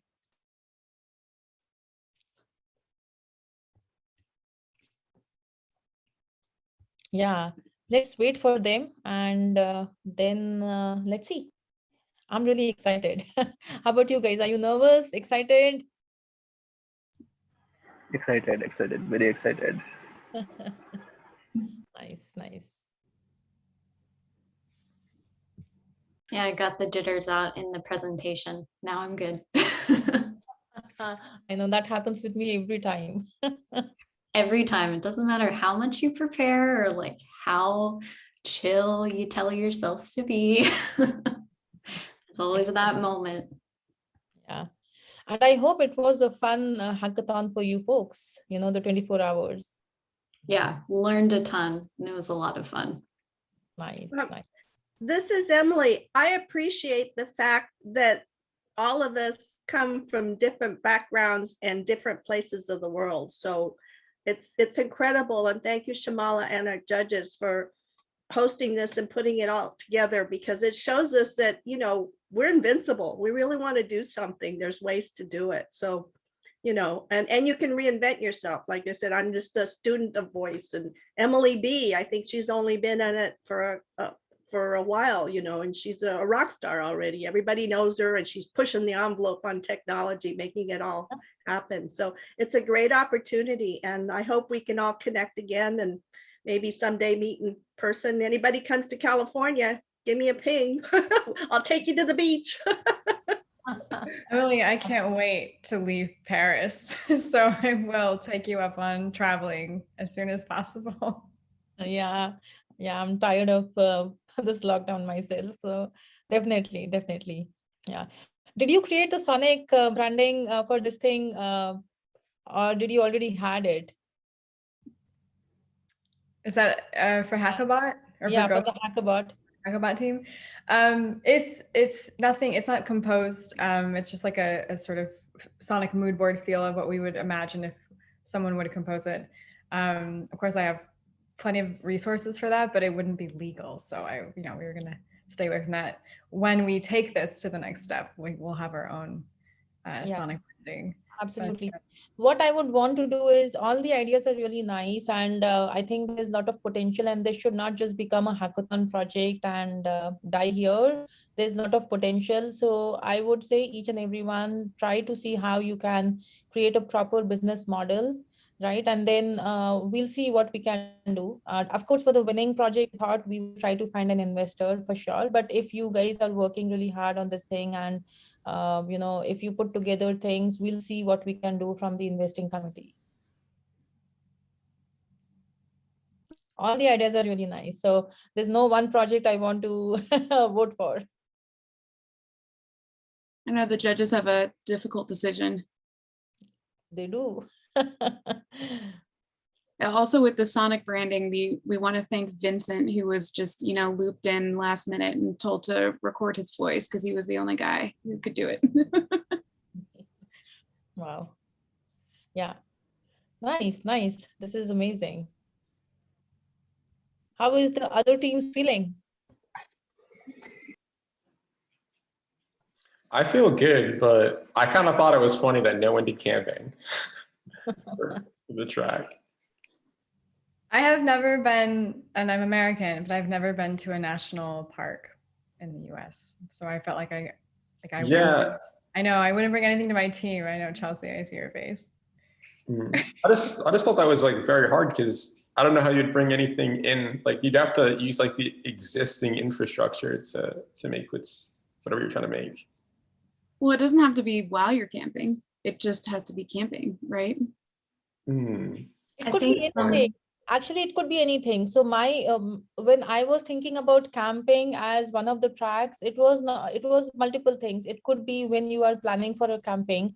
So you need a lot of information and all of those things from that aspect, right? Like you guys were thinking about parking.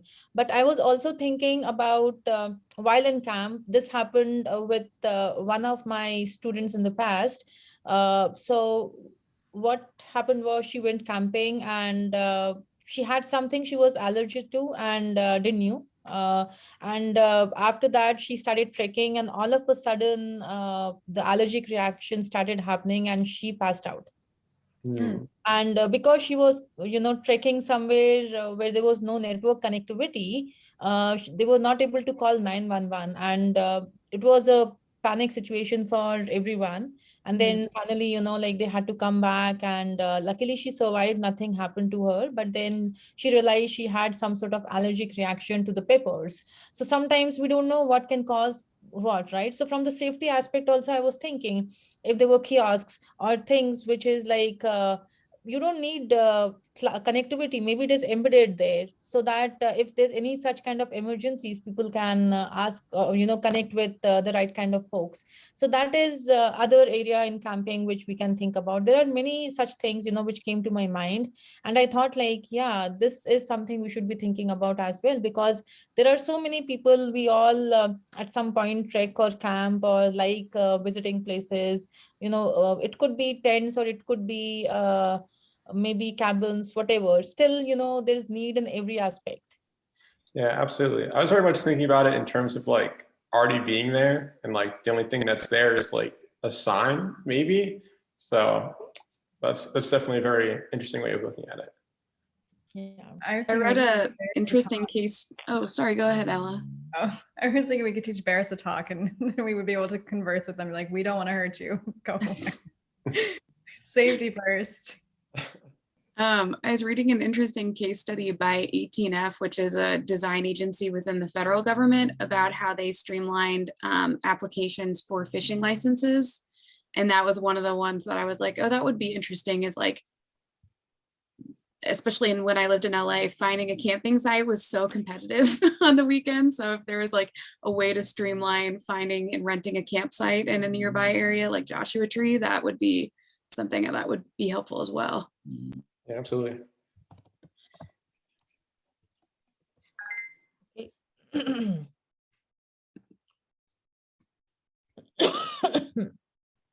This is Emily. I live in Santa Cruz too, and I was really taken and interested by a talking drone that the rangers use, because we have little baby sharks, like 40 of them off the coast. We were all watching the dolphins, and I had my grandbaby, my 1-year-old baby, we're swimming, playing in the water. And this little drone comes up and says, please get out of the water for your own safety. So they do use the yellow flags, but these little sharks, you know, they move quickly and they go throughout. So there's actually talking drones now, and this is a new startup. So it's very creative. And then they can also send text messages out, you know, to protect the surfers and say, you know, you need to get out like right now. That's amazing. So you could use those for bears then. That's perfect. Right. So, or campgrounds, you know, if there's a bear or you know, something happens, a landslide, Yosemite, we have a lot of rocks falling and stuff, you know, keep people safe. Super interesting. Yeah, definitely. And in fact, there are other things like wearables also, which we can think about, you know, voice enabled wearables or something which is embedded and not in the cloud. So I don't know. I mean, we were thinking about those kind of solutions in the past. Like, is there a way where it could know there's an emergency based on the body, you know, like statistics, language, or temperature, or heart rate, and all of those kind of things. And because right now Apple Watch can do it only when you have connectivity. If it doesn't have connectivity or Bluetooth connected, you know, it will not work. So something which can work even when there is no connectivity in campgrounds and other places could be fun. So there are a lot of things, maybe, you know, because you guys did not explore, you did not find any ideas, but yeah. I have ideas now. Oh, right. Yeah. Yeah, that's always how it works, isn't it? Absolutely. I love the innovation space and just getting everyone in a room and say, you can come up with whatever you want and just start throwing out ideas and see if anything sticks. Like, such a great experience. Absolutely. Yeah. I mean, my journey with voice started like that. And that is why hackathons are very close to my heart. And I'm like, I know people not only learn, but they make lifelong connections through hackathons. So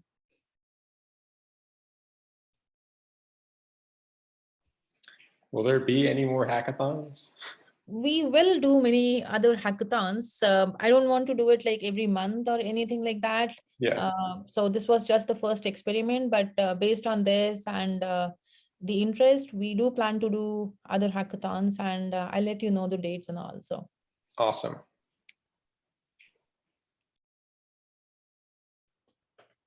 It's fun, although it's challenging for many people, like 24 hours. Many were like, oh God, the timing is so odd, I cannot join.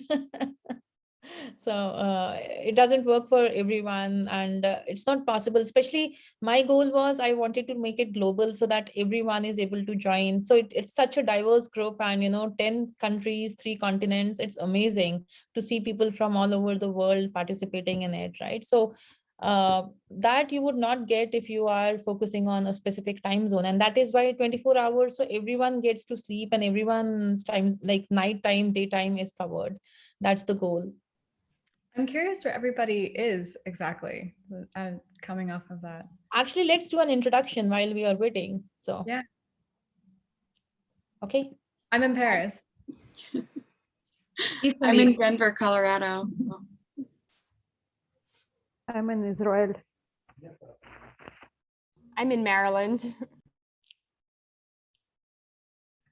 I'm in South Carolina. Where? Sorry, Daniel, I didn't hear you. South Carolina. Oh, I'm in Netherlands. Oregon. Barcelona. Nice. I am from India. Where in India, Bevan? In Gujarat. Wow. Yeah. Yeah. That's cool. Say that again, Ashley. I'm from India, Madhya Pradesh. Are you? Oh, you're from Madhya Pradesh. Where? Yeah. I was born and raised in Jabalpur. Oh, nice. Yeah, yeah, I know. That's why I'm very close. MP is very close to my heart. That's like the place I was born and raised. In fact, till my marriage, I was there. So yeah, Oh, that's cool. Mary, I didn't catch where you were from. Where you are? In Italy. Italy. Okay.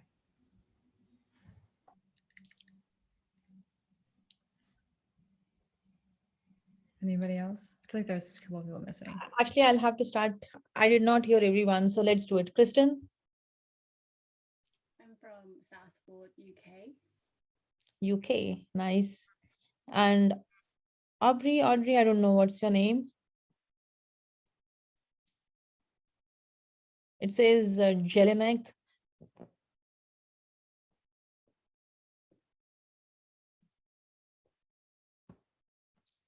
Okay.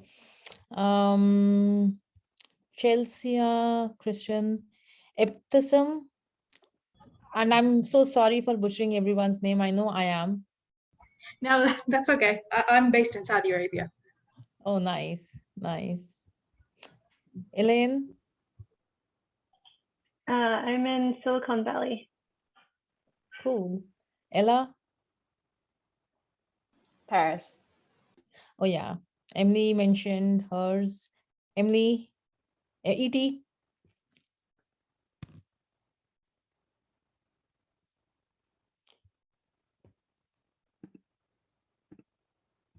Did we lose her? I remember her mentioning California. Oh. Hi, yeah, I'm in California. I work in and live in San Mateo, Silicon Valley near San Francisco. But when I want to do serious writing and play, I go to Santa Cruz. So because I do clinical research, I have to cover a lot of territories for the cancer centers all around.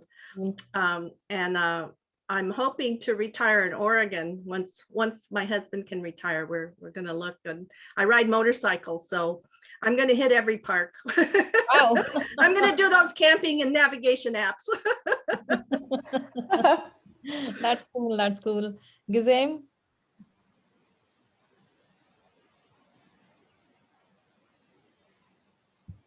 Yes, I'm in Israel. Nice. And Haruka? Yes, I'm from Canada. Canada, nice. Ivona? Croatia. Where? Croatia. Croatia. Oh, nice, nice. And Daniel, you already mentioned yours. Julia, you did. Mary. Muntasar?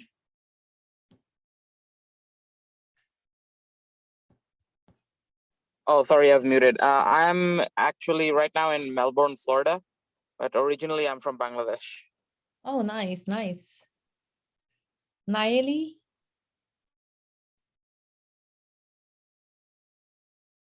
Sorry, I'm in California. Cool. Nicole? Portland, Oregon. Spirita? Originally, I'm from Greece, but right now I live in Netherlands, and I love it. And Sulekha? Hey, I'm from India, Jaipur. Thank you. Nice. Wow. Yeah, we have a very, very diverse team here, which is really nice. And did you realize there are many from Women in Voice?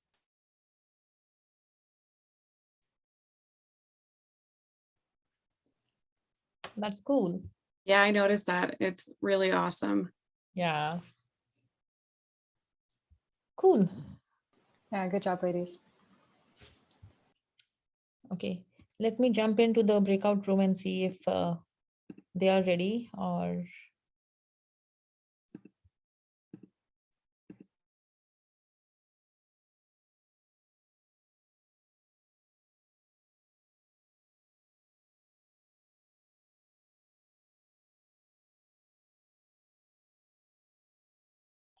The suspense right now. Yes. I know we were saying we didn't expect the live judging. We're all like, oh. Oh, it's happening now. Agreed. Yeah. Is everyone planning on continuing with their project? I think we have to now because they just posted all our slides on LinkedIn. So now we have to own it. Otherwise, somebody might pick it up. That's fair. All of our ideas are now out in the world. So hold on to them.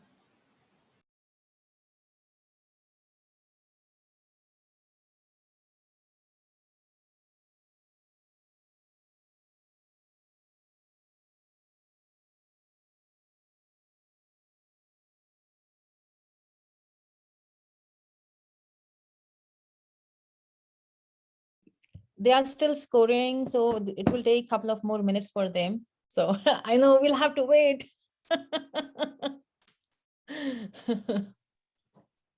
This is Emily. Can I put in a shameless plug for the Open Voice Network? Because I think, if people don't know about it, they maybe would want to come in. John Stein, who's one of the judges, I worked with Women in Voice here in California, and because I was clinical and regulatory, it made sense that I should go and help with the Open Voice Network, which is a spinoff of the Linux Foundation. And if you go to the site, you can see all of the different committees that we work with. There's a very technical, a lot of you are probably very good on the technical side of it and how voice is different. A lot of people think that voice is just, a mobile app or call center or G5, hardware. And they don't realize that it's sonic branding, it's voice, it's privacy, it's inclusiveness for all of the women's issues and politics and everything else.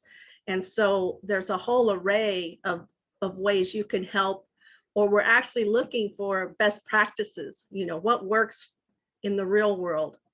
I'm personally going to be involved with the California Consumer Protection Act. There's now going to be a separate agency. But I don't know what you guys know and what you feel in terms of how these laws should be developed. And California, we like to lead by example. So the best practices, or for even your own jobs, how do you want to be defined? How do you want to be measured? What are your quantifiable contributions that should be looked at as a stakeholder and as a participant in the voice industries? So it's a great organization, but it's a never-ending story, so and you guys are going to really come up with some good stuff, but we also have to have, I always call it the political and the financial layer of the OSI model. That's the hardest ones to crack. So Open Voice Network, check it out. I'm on LinkedIn. If you have questions about it, it's Emily Troutner, CCRA. So ping me there. Thank you.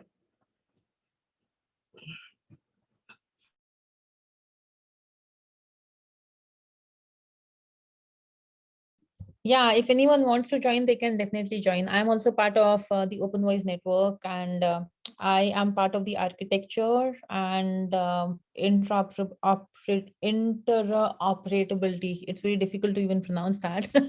And privacy and security working groups, because I really care about those things. But there are other groups as well, like ethics, and there's a user experience group as well, where they are trying to come up with standards in conversation design and things. So if you guys want, you can absolutely join those groups as well. It's a good place to learn, collaborate, and do something impactful for the community and for the industry.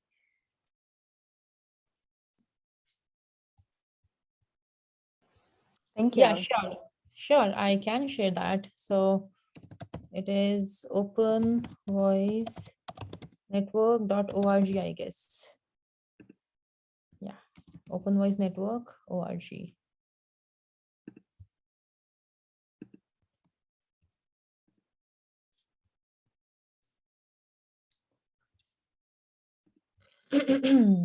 I know the wait, right? I'm becoming restless. I don't know what you guys, you are so calm here. I would love to hear a little bit more about Digital Assistant Academy as well. Absolutely, yeah. So I don't know how much you know about the Academy, but we provide training and certifications in voice interaction design, and we have a 24 weeks course.